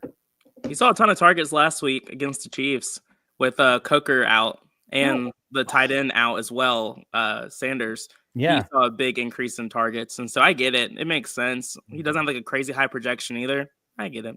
Yeah, he's popping as like the turd. He is the turd of the slate. He is that guy. Yeah, I mean, you never love that. Like, no. 10% makes it viable. If he was seeing 17, 20% ownership, I'll be out of it, but 9% is fair. It's okay. He's 20% owned Keyshawn Booty from 2 weeks ago. Yeah, that's like that's who that is all over again. So, Josiah, you're the Carolina truther. It's Thielen or bust, right? In the WRs? Yeah, I mean, Thielen sees a lot of action. Leggett, I mean, their passing attack's not great in general, so I never really try to target those guys, to be honest. But yeah, I mean, last week Moore saw the most targets, then Leggett, then Thielen, but Thielen was also out and kind of coming back from an injury, so we still have to see how he operates. He also wasn't on the field as much as Leggett or Moore, so just one of those spots. Hard to have a real read for yet. It's so weird to even have to give a shit about Panthers wide receivers. Their quarterback stinks. I'm having a mood today, guys. I'm sorry. I'm just keeping it real. All I'm saying is he might show y'all. He might show you. The only thing he's going to show me is why you shouldn't draft a guy who's 5'10" unless they're like lightning fast or have some other superpower. If you're going to draft a quarterback, like stop doing that. I'm not even going there with my quarterback because I know my team sucks big ass. So which team is that? The Giants. Oh my goodness. I'm not even going to go there. We all know they suck big ass. So the Giants are actively trying to lose games. They have made a decision. They are actively trying to lose. You don't put Cutlets in there ahead of Drew Lock, and then Drew Lock unprepared because they didn't practice him all week. He comes out there. So you see Drew Lock just like the brain not working at the speed it needs to be to play NFL football. Yeah. And he probably would have been okay if he got a couple of weeks practice in. But when you're the third string quarterback, by the way, you're not even practicing at all. Like you're basically not playing at all. He had no time to do all. It was the worst game ever. That was gross. Dallas sucks too. So I'm like, it was gross. Putrid game. All right, so let's actually just go top down here. We got stud wide receivers. We got to keep moving along. I can have fun and be ridiculous all day, but people got stuff to do. So let's start at the top of the list here. Stud quarterbacks. Who are your favorites? Who are your go-tos? BobbyWow. Chase Brown, AJ Brown, in a great spot. Justin Jefferson, stud off a dud. Nico Collins, stud, period. Puka, stud. Cooper Kupp, also. There's so many good plays up top. I like everybody. I had a hard time. When I was making my cheat sheet, it was like difficult not to include all of the names. Like, yeah, I like all these guys. What's wrong with this? Is there anybody here that stands out above the rest? They're all really good, I know. Yeah, for me, it's AJ Brown and Nico Collins. Those will be the two guys that I'll have most exposure to up here. I think AJ Brown's projected ownership is criminally low here, against a Ravens team that has really struggled. I think Hurts rights the ship in terms of passing game. Touchdowns this week. I love AJ Brown. Love that he's going to be virtually unowned. And I'll have tons of Hurts. So that works out well for me. I mean, if Devonta Smith is out, even more reason just to load up on Brown. But either way, and then Nico. He needs a 32 plus. Yeah, which Jefferson hasn't done this season yet. And Jamar Chase is up against Joey Porter and the Steelers. So I'll take my chances. Yeah. And Nico Collins, look, the guy just came back from injury last week, got his feet wet a little bit. Wasn't great, but we know that he is the guy. He's the stud here. Hey, look, he still ended up with 20 points. Jeez. Yeah, against a tough team. This is the same. I love Nico. Yeah, I mean, this is the defense where Amon-Ra put up 45, and there was enough left over for Jamo to get like 23 in that one. That is a defense that is very generous. Yep. To all opposing players. Ask and you shall receive against those. Yeah, and Burns, I already know your Kupp and your Puka or bust in this zone. Is there anybody else that's popping? Actually, I skipped over Josiah. Josiah, you first. So Josiah, stud zone. BobbyWow loves Brown and Nico. I love them too. I love them all. But me too. Anybody stand out for you? Yeah, I like this entire range, but everyone will. But I'm prioritizing Justin Jefferson and Nico Collins and making sure they're showing up in lines. But I have exposure to all these guys. Man, I'm on Team Burns with Puka. Yeah, He's so Puka, he's convicted the for that corpse, play. man. I'm just like loving it. I'm like, okay, I'll join along. Yeah. Yeah, I got to add in JJ. From a fantasy points perspective, or just production wise, this year has been very low. I think his best games has been about 26, 27 DraftKings points, which we never really see from him. That's usually like an average game for him. Whereas, this year's just been that kind of a year for him. Darnold. But it's been Darnold, but we saw that Jordan Addison got a lot of run the last two games, and basically JJ was just he was just a shadow out there last week, and I think he only scored about 3.5 DraftKings points. This could be a game where he has to be relied upon heavily. And JJ, when he needs to be relied upon, he comes out, he breaks out, and people are like, "Why the hell didn't I roster him, man? It was there." And so this is the kind of game where JJ can just blow up. I don't think it's a Hawkinson game. I think Arizona is very good against the tight ends. I have to look at Jordan Addison a little bit more. I haven't had a chance to look at him as much, but I really think this is the JJ game. Him and Aaron Jones in this lineup. And when I stack Darnold this week, it will be with JJ and Aaron Jones. Okay. What kills me about JJ is you even look back, when they played the Jaguars a couple weeks ago, JJ didn't even reach double-digit points. Like it just Sam Darnold has been such a problem, I feel like, for Justin Jefferson's production that it makes it tougher to play. But I agree. I agree with Burns. This is as good a spot as it gets. If he's going to do it, it's going to be on Sunday. So and we can't say that Darnold can't produce a quality score. Like Addison puts up 28 last week. Like he just hasn't produced a quality score to JJ yet. That's all. Where has that been for JJ? Now, in fairness to Jefferson, he's been a really good fantasy asset this year. He just hasn't had those like 26, 20, 20, 15. We're not 21. picking really good fantasy assets here, Kev. No. He hasn't been winning receivers. anybody. This guy has not even sniffed a Millie Maker winner all year because 24s and 23s, you need scores in the 30s from this price point, and he's been priced higher than this, as high as 9K, where you need really 36 plus to be relevant, and he has not been relevant in tournaments so far. Whatevs. So that's just is what it is, right? All right, moving down the list here. There's so many names. Everybody's good. Look at all this goodness. It's the wide receiver group is chock full. I think this is where I think so. My overview is if we can nail and reduce the player pool at running back, get those right, and we got to mix through these guys because everybody looks good. Adams and Wilson, I know that the Jets stink, but they're priced fine at 7K for Devontae or Garrett Wilson, in my mind. And then you've got Mike Evans. I love Mike Evans against Carolina. Underachieving wide receivers. Devontae Adams and Garrett Wilson have stunk. Oh, they've been hot trash. They've been such garbage. Look at that. 5.89 is hot okay, garbage. Okay, yeah. Well, you can go pick out a nice score there, but look at this. 27, 32. Wilson's been good. Garrett Wilson has 3 appearances. I feel like we're talking about Jay Daniels, where there's like 5 single-digit scores, but you're like, oh, but look at this week. No, he I'm scored saying 30. like it's up and down, right? You know, he has had ceiling games. He has had, and those games were before Devontae Adams was integrated in the offense. By the way, mostly, most of those, except for this one, except for that one. But yes, it's also before the Jets quit. I just hate Aaron Rodgers, and he absolutely sucks. So it's hard for me to like any of these guys. There you go. This biases coming out. But also the 5.8 points and 9.1 points, that doesn't and they will burn you. They will screw you to the downside, those guys. They will burn you. But they have the upside to get in a tournament winner as well. This is a guy who will burn you too. 7-7-23. You know what I mean? Like that's Mike Evans style. If you play him, yeah. When you play him, he burns you. But all these guys have a lot of, T. Higgins had a smash game. You would think that this is a T. Higgins game. T. Higgins tends to shine in these games where Jamar Chase is shut down. Like Burns, you're nodding your head. You love T. Higgins this week. Yeah, I do. Yeah, I do because he's coming back, and what did he do when he came back the last time this year? He blew up. I mean, and then Jamar Chase has kind of been similar to JJ this year, right? He's had 1 or 2 outstanding He's had performances. some huge games. No, he had some he had a game where if you didn't play him, he scored Yeah. more points in one game than JJ has all season. I think. Right. He's had a couple of, one or, two good performances this year. But yeah, I mean, he's going to get shut down by Joey Porter. Joey Porter's no joke. He's similar to Surtain in that he is a shutdown corner.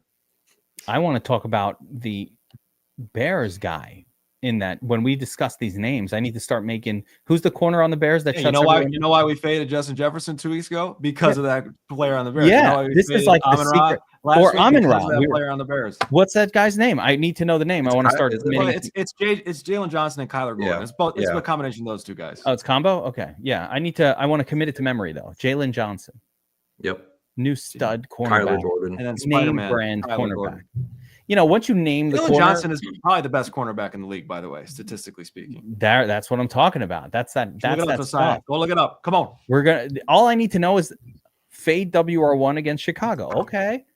Mental note. I need those little mental. Once you have that, you're good.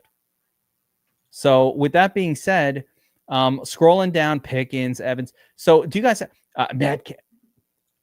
Let me widen this out. Josiah, who are you playing in the 6K range? Who are your go-tos? Yeah, so 6K range. I mentioned George Pickens, someone I like a lot. Garrett Wilson, I like him a lot. I'm still on the fence about Mike Evans and that crew. T. Higgins is showing up for me. JSN is someone I like. Tough matchup against the Jets, but he stood out. And then Zay Flowers. He tends to do well in these tough matchups. I don't really get it, but it's a thing. And so I'm making sure he's showing up for me.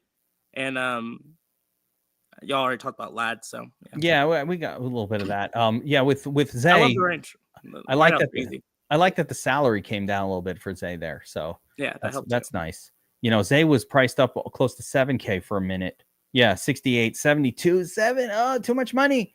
And now he's back to 6K where he belongs in that budget friendly zone. He's over at the is it the Dollar General? The Dollar Gen. You know about the Dollar General, Bobby? You're the only one we don't have them around here. I don't even know what that is. It's just something I've heard people say. I don't know what it is. You know dollar stores by you? It's just a dollar store. We have dollar stores, but we don't have that Dollar store. General, same thing. Oh, okay. It's just I don't know what that is. Burns, how about you? Middling salary wide receivers. You smiled for Higgins. That must be the guy popping out. Anybody else here? Ladd McConkey here with as extreme chalk in this game. Gotta like that. Yeah, I mean, Ladd's been a great play. He's been really consistent over the middle for the Chargers. They love him in Charger land. I mean, because he is so consistent and he's almost got fly paper for hands. Like this guy is catching everything he possibly can, unless the ball is completely like way out of the zone and you can't catch it. Even nobody can catch it.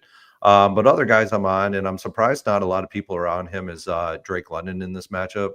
I do like Drake London. I think his ownership at sub 5% is pretty low. I mean, he's been normally a guy that's been around teens for ownership.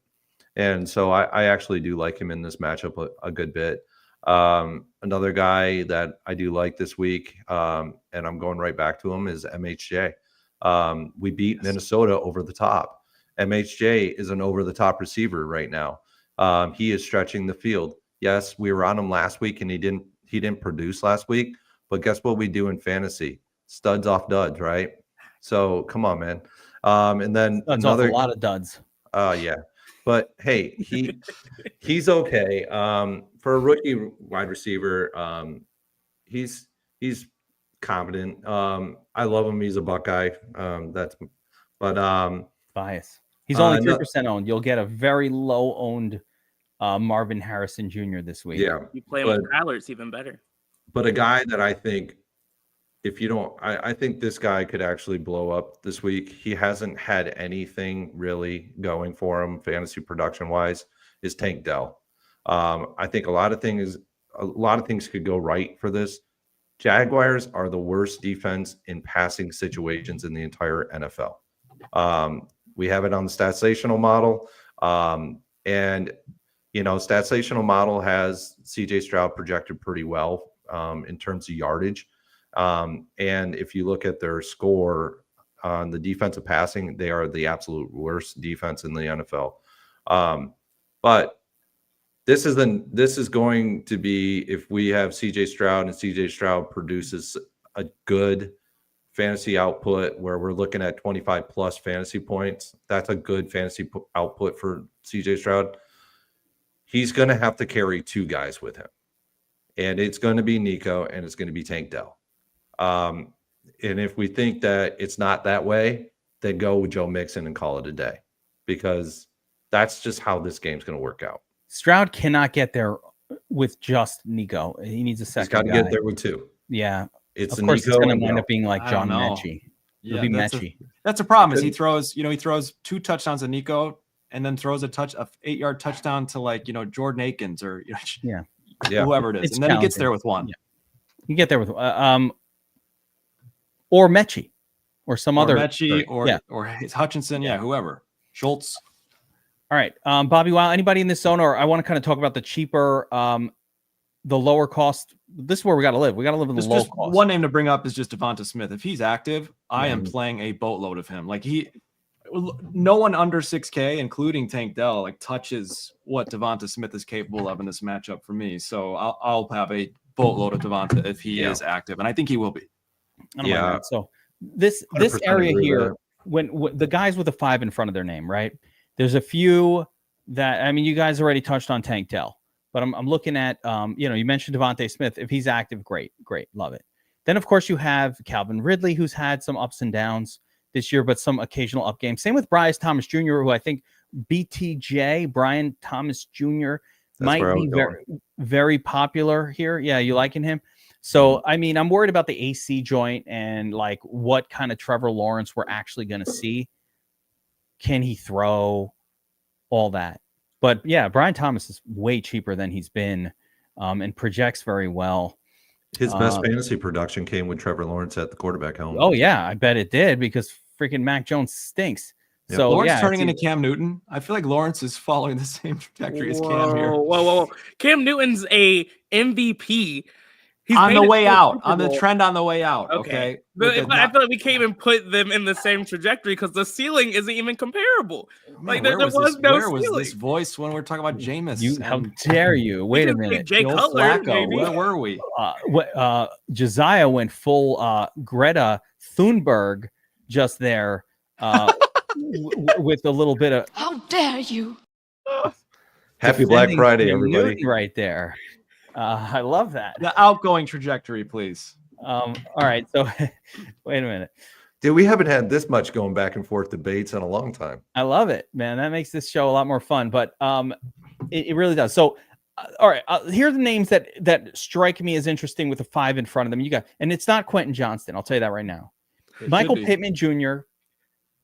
now as the only wide receiver that's really healthy. Him and Pierce for not that Anthony Richardson is going to complete a lot of passes, but if he's going to throw to someone, maybe Michael Pittman. They're at 5,300. I think it's interesting. BTJ, yes. Darnell Mooney. Everybody forgot about Darnell. But he was getting as many targets as Jordan Love, or not Love, London. He was getting as many targets as London for now a slightly cheaper price. So, okay, mild interest there. Do I have anybody else with a 5 in front of their name? That's it for me. That's it for me, really. Burns, anybody else stand out? I know you like, you already said BTJ. Anybody else here popping off your model or we'll go under 5K?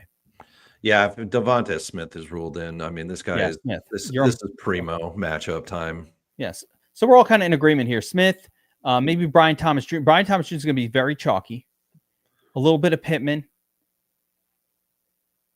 And that's about it. Addison is fine too. I'm fine going back there since he's not chalky. I don't know. It feels too chasing for me, Josiah. I can't. If he was chalky, I'll be against it, but it's just But so chasing chasing. who? No one else is chasing him. You should be the first in line here. Yeah, I guess if he's low owned, it's not chasing at all. It's just like a friend of mine used to say. Say with football players that it's not chasing because when a player breaks out, like the coaches notice it too, and they're like, oh, let's keep doing that. That worked last week. And so they just go back to Addison because, hey, that worked out really well last week. Let's go sub 5K here. We need to exist in this cheap zone. I want to see if anybody is standing out. So once again, if I just kind of scan the ownerships, and this is a great way to kind of see, oh, who's popping? There's literally only one guy, Noah Brown, who is showing any kind of life at all in this under 5K category right now. Are you seeing this? And then if I continue scrolling down, yeah, there's no one. It's Noah Brown or bust. Is that where? Oh, Born and Booty, no longer in fashion. We're over that. Yeah, David Moore a little bit as well. But so having scanned the ownerships now, Bobby, I'll start with you. Are you seeing anybody for cheap that is popping?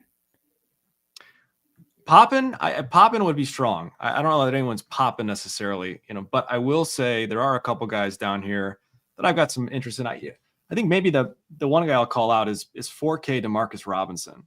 We've talked about Koopa and Puka for good reason.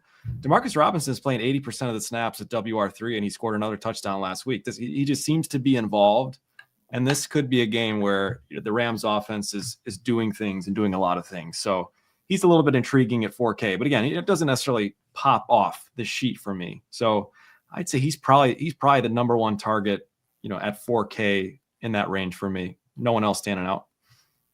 MVS, another big touchdown. Traquan Smith style. Yeah, MVS is in play. I think, why not? Because he's the only guy. Him and Taysom Hill are the only guys catching passes. Westbrook Akine, you've been calling out Westbrook Akine touchdowns every week. Do we get another one this week? No. The run is over? No Akine. No Westbrook Akine. Josiah, you got anybody, any bargains for us? I was hoping Bobby was going to be on the train, but I'm. You want to get back on Westbrook Akine? Yeah. Only if Bobby says so. He's called it every week. Now I'm not. No. That's not true. I feel like you've called it a couple times. Who was talking about Westbrook Akine, if not you? I did. Yeah, but I trust Josiah. So good, Josiah. Sell us. No.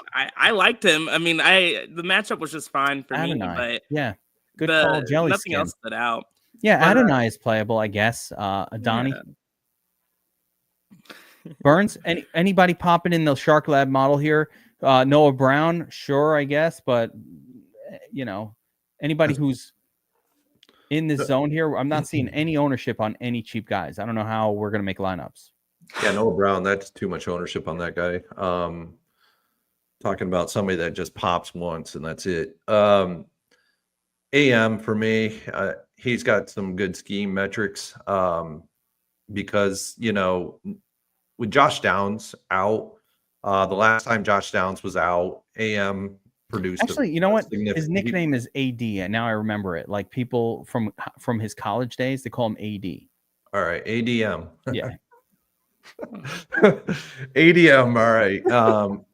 When Downs was out, ADM actually produced a viable fantasy output when he was out that one game, and we got another game where Downs is out, and ADM could actually showcase what against this New England defense. Well, I mean they're not a great defense against the pass, and Christian Gonzalez is going to be covering Michael Pittman. So Christian Gonzalez has actually done pretty well this year against some really good wide receivers. Yeah, like DK Metcalf, some guys that can really play.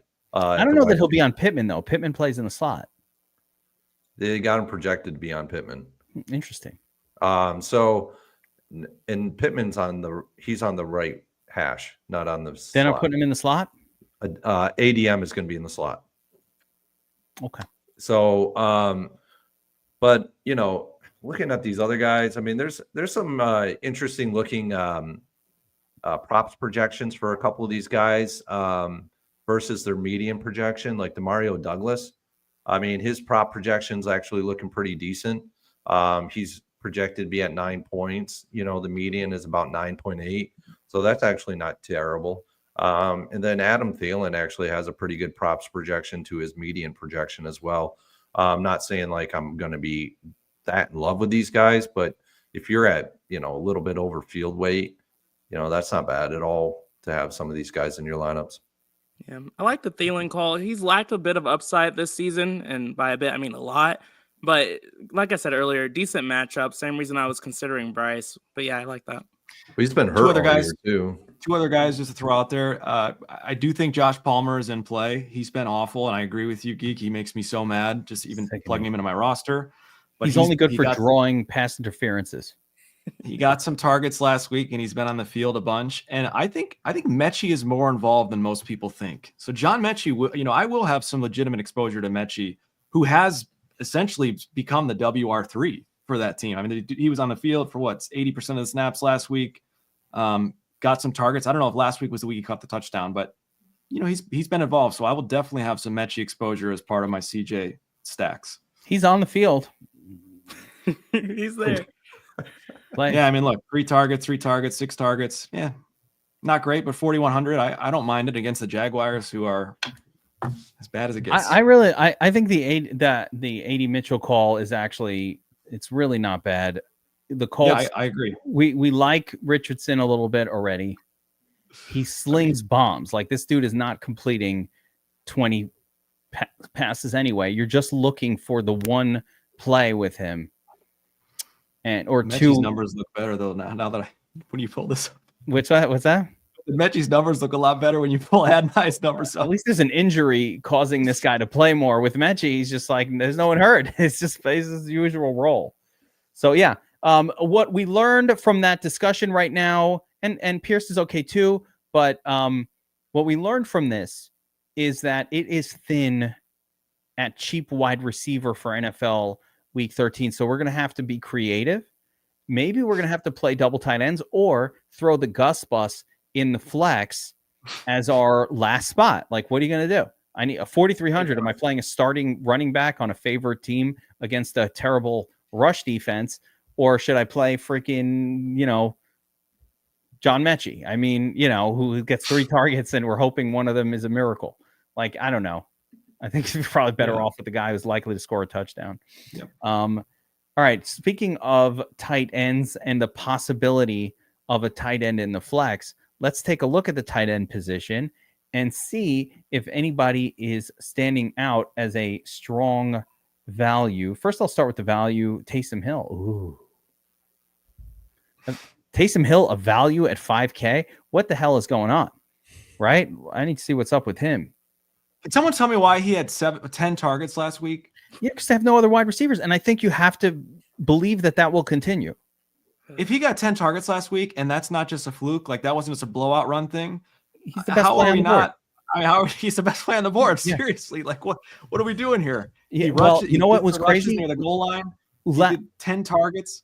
Taysom Hill stood out massively in the prop space projection as well. And I nerfed it personally on my screen because I was running line. I was like, that's way too much Taysom Hill. But at some point we got to believe what we're seeing. Take a look at this. I beg the Lord for reasons not to 10 targets are an outlier though. You should not expect 10 targets this week. So he's not running normal routes as a wide receiver. He is. He was. But it's an outlier. Who else is there? Like, honest to God. Yeah, but it's been that way for the last 3 weeks, ever since Carr's been back, and he's only had 10 targets last week. So that's not going to happen again, probably. I don't even see Taysom Hill on this list. Like, where the hell is Taysom Hill? He's goated. He's OP at this point. Yeah, because this thing doesn't consider him a tight end, so he's not even showing up on the. I think he's under quarterbacks. He did attempt some passes too. I think he's doing it all, man. Yeah, he shows up as a quarterback. He might triple crown us this week. I hate Taysom so much. The research station people think he's a quarterback, and therefore we're not getting a projection for him. All right, forget it. Maybe that's good. Maybe that means no one else will have a projection, and we'll be. Yeah. All right, forget it. But yes, Taysom Hill. Let's see what he actually did last week. Because can we look? We got to figure out this target thing, because if he's running routes as like a WR2, I mean, my God, like what 10 are we, targets, 8 what are we talking about here? 7 carry. He was on the field all day last week. And you know what? He got a couple targets. He's been targeting in the last few weeks. He's getting some targets. 5, 4, and 2. This is all since the injuries happened. So that was definitely an anomaly in a sense that he doesn't normally get 10 targets. Actually, no Saints wide receiver ever gets 10 targets, ever. That's like, it's an anomaly. It's like super unusual. Even when Olave was in, he wasn't getting 10 targets. He was getting 6 to 8. So it's really surprising. But I think you can't fully ignore Taysom Hill off of what he did and the fact that nothing has changed about his team. So let's see what the ownership looks like. He will be okay. He will be up there as the second highest owned tight end. TJ Hawkinson number 1, which I agree with. Hunter Henry, fine. You said you like Drake May a little bit. Well, maybe it's Hunter Henry to pair him up at 30 at 4K, 4,200. Yeah. Trey McBride coming off a big one last week. Taysom was the NFL Offensive Player of the Week. If you didn't have Taysom, you didn't have any money. True. That was 2 weeks ago, though, right? That wasn't last week. That was last week. Was I guess, because it was the bye, right? They had a bye week. Oh. Basically, that was the week where if Jamar Chase and Taysom combined for 100 DraftKings points, if you just started with those two, you started with a hundo. No, they weren't on the same week. Oh, that those explosions didn't happen the same. I know it was Amon-Ra St. Brown. Oh, it was a different. Okay, yeah, it was okay. Well, I knew there were two that like added up to a hundo. Zach Ertz has had a bunch of big games. Fine. Evan Ingram. The return of Trevor Lawrence seems fine. Disley is the guy I really like here as well. If you like Justin Herbert, he throws it to Disley a lot. That dude is out there catching passes as the top, like a top red zone target. That's the top guy in the red zone. That's who they're throwing to. So I like that. But well, let's go through it from the top. And of course, Mark Andrews, super cheap. Did Andrews murder someone? What happened there? What's going on? With who? No one. Mark Andrews, did he kill someone? Why is 900 is Mark 3% owned? That's crazy. Guy just gets a touchdown every week. Like that's not enough for you people. 25% target share last week. Pat Freiermuth is definitely not the play, John Marchese. No, it's not. He's never the play. He's never the play. You can sprinkle him in there of some Russell Wilson lines. No, Freiermuth stinks. The only time I'm playing Freiermuth is over a half a reception, and I might bet it. Yeah, like I'm like if the choice was if the choice is Hayden Hurst or Pat Freiermuth, like at that point he's the right choice. Like, I'll play him over Hayden Hurst. That's the most rude. That's the most disrespectful thing you've ever said. To Hayden Hurst? I don't know. Or to Muth? Who's disrespected there? All right, so let's talk about the tight ends. So I get it. TJ Hawkinson, Taysom Hill, best fantasy points per dollar play. Big projection there. Burns, does the Shark Lab love anybody at tight end this week? Oh yeah, John is saying he's serious. He wasn't joking. There it is. All right, maybe you're right. Listen, I thought you were joking. John's been right before on a couple. I thought it was honestly. I honestly thought it was like trolling with throwing out crappy names of bad tight ends, but apparently no. He's nailed a couple of these picks too. All right, yeah, no, he has. Okay, all right, respect. Burns. Oh yeah, got a lot of love on Kate Otten this week at 4,500. I mean, he's now below 5K, so like him a lot this week. Dallas Goedert, another guy. So the theme for this, yeah, you're right. Theme for this week is definitely 4K and 3K tight ends. For me, Dallas Goedert is going to be in play for me this week. I don't know why you're hating on the Freiermuth play because he is definitely in play for me at $3,500. I think he doesn't have to do a lot to pay off his salary at 3,500. We see this guy normally about. I mean, you do know why I'm hating on the play, right? I know. I mean, don't say I don't know why. I think it's very obvious the reason. I to tell you the truth, like he's usually a 4K plus guy, and now we get him at 3,500. At least the price is cheap now. So you're saying buy the Hunt's brand ketchup because it's cheaper than the Heinz. See how I tied it all into Pittsburgh? Yeah. He's Hunt's. Yeah, and definitely go right back to Hunter Henry in this matchup as well. But yeah, those are some guys. I don't know. I'll get to Taysom Hill simply because of the fact that I don't X anybody out of my tight end player pool, so he's just going to make it in there. So, but yeah, I too like Will Dissly as well. Very good, but my tight end of the week is definitely going to be K. Dotton. What's the biggie line that goes with Will Dissly? You call it, Now they write in letters because they miss me. Jesus. Sorry. Just wanted to see if you watched previous breakdown. So busted. What do we think about double tight end? Mark Andrews at 3,900. Like, I didn't like any of the wide receivers under 5K really. And as I'm looking at this group, yeah, I'll play K. Dotton. I love TJ Hawkinson. Goddard seems great. Hunter Henry, fine by me. Gesicki has had some big games, although I don't like him this week. Yeah, one big game. Well, it's when T. Higgins is out. And there's this phenomenon when he's having a good game, and it involves T not being there. But Hunter Henry, Dissly, Mark Andrews, Zach Ertz is fine. Not Freiermuth, but I refuse. But, you know, there are some good spots here. I think these players are better outside. It's like Gus and these guys and maybe Kamani or whatever than some of those cheapy wide receivers. What do you think? Or at least should we open up more double tight end than usual this week? BobbyWow. Yeah, absolutely. Yeah, I'm in.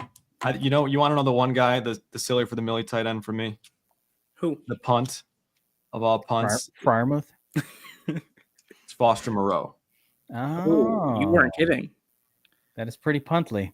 Going for the TE3 for the Saints. He's on the field. TE3. Come on. Juwan Johnson's a wide receiver and Taysom's a quarterback. He's TE1 at this point. What is this? Foster. Look at the snap counts. 4 targets last week, 50 yards, scored a touchdown a couple weeks ago. I don't know. If I'm going to punt someone, I'm going to punt Patty Freiermuth to the curb, and I'm going to actually roster a guy like Foster Moreau, I think, this week. This is the kind of play that works out because Taysom Hill is chalky and it's going to piss off everybody. I mean, that's really the way it goes. So I burn people. Yeah. What about my boy Tyler Conklin? Oh, God. Oh my God, here we go. Oh, God. I'm just glad you mentioned that. It doesn't feel like a good week without you saying his name. He's got a man bun. It's going to be a hard no for me. He has a man bun. When was the last time he scored? It's been so long. It's If you have the bravery, if you have the bravery to walk around with a man bun, you must have some athletic skills. Yeah. I don't know that he's the poster child to prove that concept, but yes, I suppose. A man bun up there. I don't know what's up with that. Yeah, I think double tight end is in play. I think you have great spots. Very much Andrews. I don't understand how Andrews is this cheap. That's where I'm going. Let's play the guys from the Philly-Baltimore game and get cheap attachments to players that are catching passes from them. So, like, give me Andrews with my Lamar shares. That's almost like going naked Lamar. Like, you're naked Lamar, and then Andrews catches a touchdown, and you only needed the one from Andrews for him to be part of the good times. Yeah, one other guy too that I'll just mention is Dalton Schultz. Man, he 3,300. I understand that he has not been putting up numbers this season, but for the most part, he's been getting targets. 6 targets, 6, 4, 7 targets. Like, he's on the field, and whenever CJ Stroud does click, if he does click again, I've got a feeling Dalton Schultz is going to be part of it. So at 3,300, you could certainly punt with worse guys. By the way, it's fine to have a man bun if you are athletic. Mm-hmm. It goes wrong if you're not. Sorry, man bun people, but it just does. Like, if you're an athlete, it's cool. Just the same way, by the way, all the athletes have the dreads. Like, there are certain things that athletes can do, like the long hair stuff, that, like, if you're not an athlete, it's kind of like, don't do that, bro. You're not an athlete. You ain't Derrick Henry. Stop it.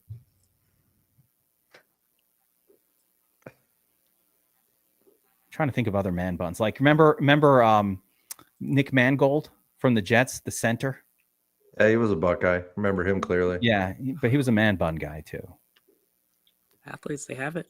Yeah, you could be that with an. He's tough as hell. Like, I'm not saying anything. The only thing I'd say if I saw him was yes, sir, no, sir. Nothing else. Okay, let's talk about defense for NFL Week 13. And Bobby, start us off here. What are some of the defenses you're targeting this week? I think we got to start with Burnsy. This is Burns Burns. Burns has got it down. All right, Burns. I try to switch it up because Burns, I figure you're coming in at the end to tell us what's up. But you know what? Start us off. Let's get the juice right at the I beginning. always start it off. Let Josiah start. He's All right, he's Josiah. got some nice We're just picks. passing the puck all over the place. There it is. Yeah, I'll go. I mean, We gotta early- it messes me up when the order of people. You gotta order them differently, and it just I don't know why it orders how it does, but yeah, I I don't need- really do anything that's special. I need at structure. defense. But for me, I'm looking at the Titans. There's a good defense that's cheap. I have a ton of the Jets, Colts, Cardinals, like everybody. But yeah, nothing special for me here besides forcing in a bit more of the Titans. I'm in the same exact boat as Josiah. Everybody just wants to hear what Burns has to cheapies. say. That's what I just heard. So I want the cheap. No, I want the cheap. I want the Titans. I love the Titans. I love the Jets as well. It's a good call out. when I Even was the doing Patriots. my first look video, I was like, wow, I was kind of like, I scrolled up and saw all the expensive defenses, and none of them were like, oh, I really want to pay up for that. And that's, kind of brought me back around to, all right, let's just punt this away. But hopefully, Burns, you have some metric-based plays for defenses beyond just like, let's play a cheap one. Yeah, I mean, the only cheap guys that I'm actually looking at, and I'm only going down to about 2,700 with these picks, is the Rams at 2,700, as well as the Bengals. The Bengals have been a stifling defense this year, and they've actually been surprising. It's been a weird dynamic for them. So I could see them actually shutting down Russell Wilson and company in this one.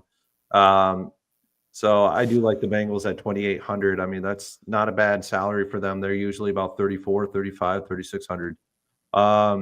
Also at the 2,800, I do like the Colts as well, in that game. But from there, I like the Texans against the Jaguars. I mean, it's the Jaguars still. So I like them. Commanders with Tennessee coming in. Commanders is the top play. We usually love to target Will Levis, right? Yeah, that's the top Why play. not? That's the best one. Why not in this one? Why Hell is he yeah. going? Why is this going overlooked? I mean, the Commanders, and I think Josiah was the one that even touched on this earlier today. Commanders secondary is a lot better than they have been in the past. It's their defensive front with the run is where they are suspect. So Will Levis is still Will Levis. He is just a guy. So I could see the Commanders putting up double-digit fantasy points in this one. And then the last one I have is the Vikings. They're at home. I think they right the ship. No pun intended. And they have a really good game against Arizona in this one. So Vikings have been consistently good. Agree. this has been my first Vikings call out in multiple weeks. Yeah, Like it's been a minute. The last time I did this, they have what was it, 22 DraftKings points in week 1 and 2, somewhere around there. So Yeah, that was a great call because it wasn't against a team that you would think to play them. I think it was even against the Giants, but then again, maybe one of these other games here. But they've had some smash games against opponents that you wouldn't think would be big score producers for that. Even against Detroit, they had a good score, and Detroit is literally the best. So Vikings, you can almost play them every week. I love the Commanders. Great call there. You move down the list. And the cheap ones that stand out, it's got to be. I start with New England. Yeah. I mean, the Patriots playable. Yeah, you always got to play whoever Richardson is playing against. You have to play that defense. This guy fumbles at least once a game. That is a lock button. Throws an interception usually once a game. So you've got 2 almost built-in turnovers with Anthony Richardson just by the fact that he's the quarterback. Yeah, Patriots have not been good. Doesn't matter. Weirdly, the Eagles defense is chalky, and I think that is bad chalk. Don't play defenses against the Ravens. That's ridiculous. Can we just shit on bad chalk instead of having to say who to play? Why would the Eagles be one of the higher owned teams? That makes no sense to me No idea. whatsoever. Don't play them at all. Unfriend you. I will not do that. I don't care what they do. Against Baltimore? Hell no. Arizona. All right, there you go. John is on Arizona. On the road. It's fine. Yeah. Darnold stinks, whatever. He's not that bad. He's fine. He doesn't stink. He's no Quentin Johnston. Quentin Johnston is now the measuring stick for whether a player stinks. That's such a bad measuring stick. He's the measuring stick. Is he above or below the Quentin Johnston scale? That's what I'm actually going to turn that into a verb. Oh, that guy, he Quentin Johnstoned it. Man, he Quentin Johnston 3 passes that game. It's going to be crazy when he crushes this week. It was horrible to watch. You know how much focus I'm giving on Quentin Johnston right now? The fact that he is such a lock to produce at 25 next week. There's never been a greater lock button smash. Just like him in the DS. He would if he could catch a pass for real. Like they're going to give him all the opportunities to put me to like bury me for ripping him this whole thing, but he's going to blow it. No, he's going to blow it. He's going to blow it like the Bears blew calling timeout in field goal range. Why didn't you just call timeout? It was horrible. I feel for you, BobbyWow. I really do. I feel for him because I watched it and I lived it too. I feel like you're not the only one who suffered. I wanted my fantasy teams to produce more. So I suffered. I was waiting for OT, man. We all suffered. Yeah. That wasn't just you, Bobby. You cannot take that just on yourself. A lot of us suffered. All right. Some of us are continuing to suffer. Is true. This is true as well. So that's why this show has gone a little off the rails. Okay. That's going to do it for this one. Tournament Tactics, NFL Week 13. Noteworthy. Again, Burns, cheat sheet, Shark Lab cheat sheet, available for all DFS Army subscribers every single week. All those plays that Burns loves and more, video breakdowns, explanations on back testing, results on the Dom station. Burns, your channel in Discord is blowing up. Yeah, it's awesome. It is blowing up. Just to put a pointer in there, all my notes and my cheat sheets are all metrics based. So you know exactly why I'm going with the play versus, just putting in language in there and saying, yeah, this guy's great. Dick's Insider, I've been trying to get together with Statsational to do the freaking the picks show. Do that. Thanksgiving week is never easy. That image always gets me every time. The Dixon, yeah.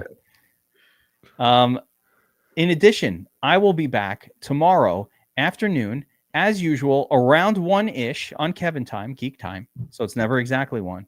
Sometimes it's 12:30, sometimes 1:30. You never know. But I will be back doing the Players Club, where we craft lineups for single entry and multipliers. We play a profitable style of DFS. Last week, multiple of the lineups we crafted hit in the top 10 and even top 5 percenters. Week before, none of them did. So you never know. But we'll be building lineups on the Players Club with blue moons and lineup building. You got to bring a blue moon if you want to get in. There's a bouncer at the door. Got to be a member, a subscriber to DFS Army. If you're not a subscriber to DFS Army, VIP half off this month. Promo code BF 2004, as I can't remember it. So make sure to check that out. BobbyWow and the FanDuel sheet will be back in full force this week. Yes, sir. Better and brighter than ever. Maybe, yeah, certainly better.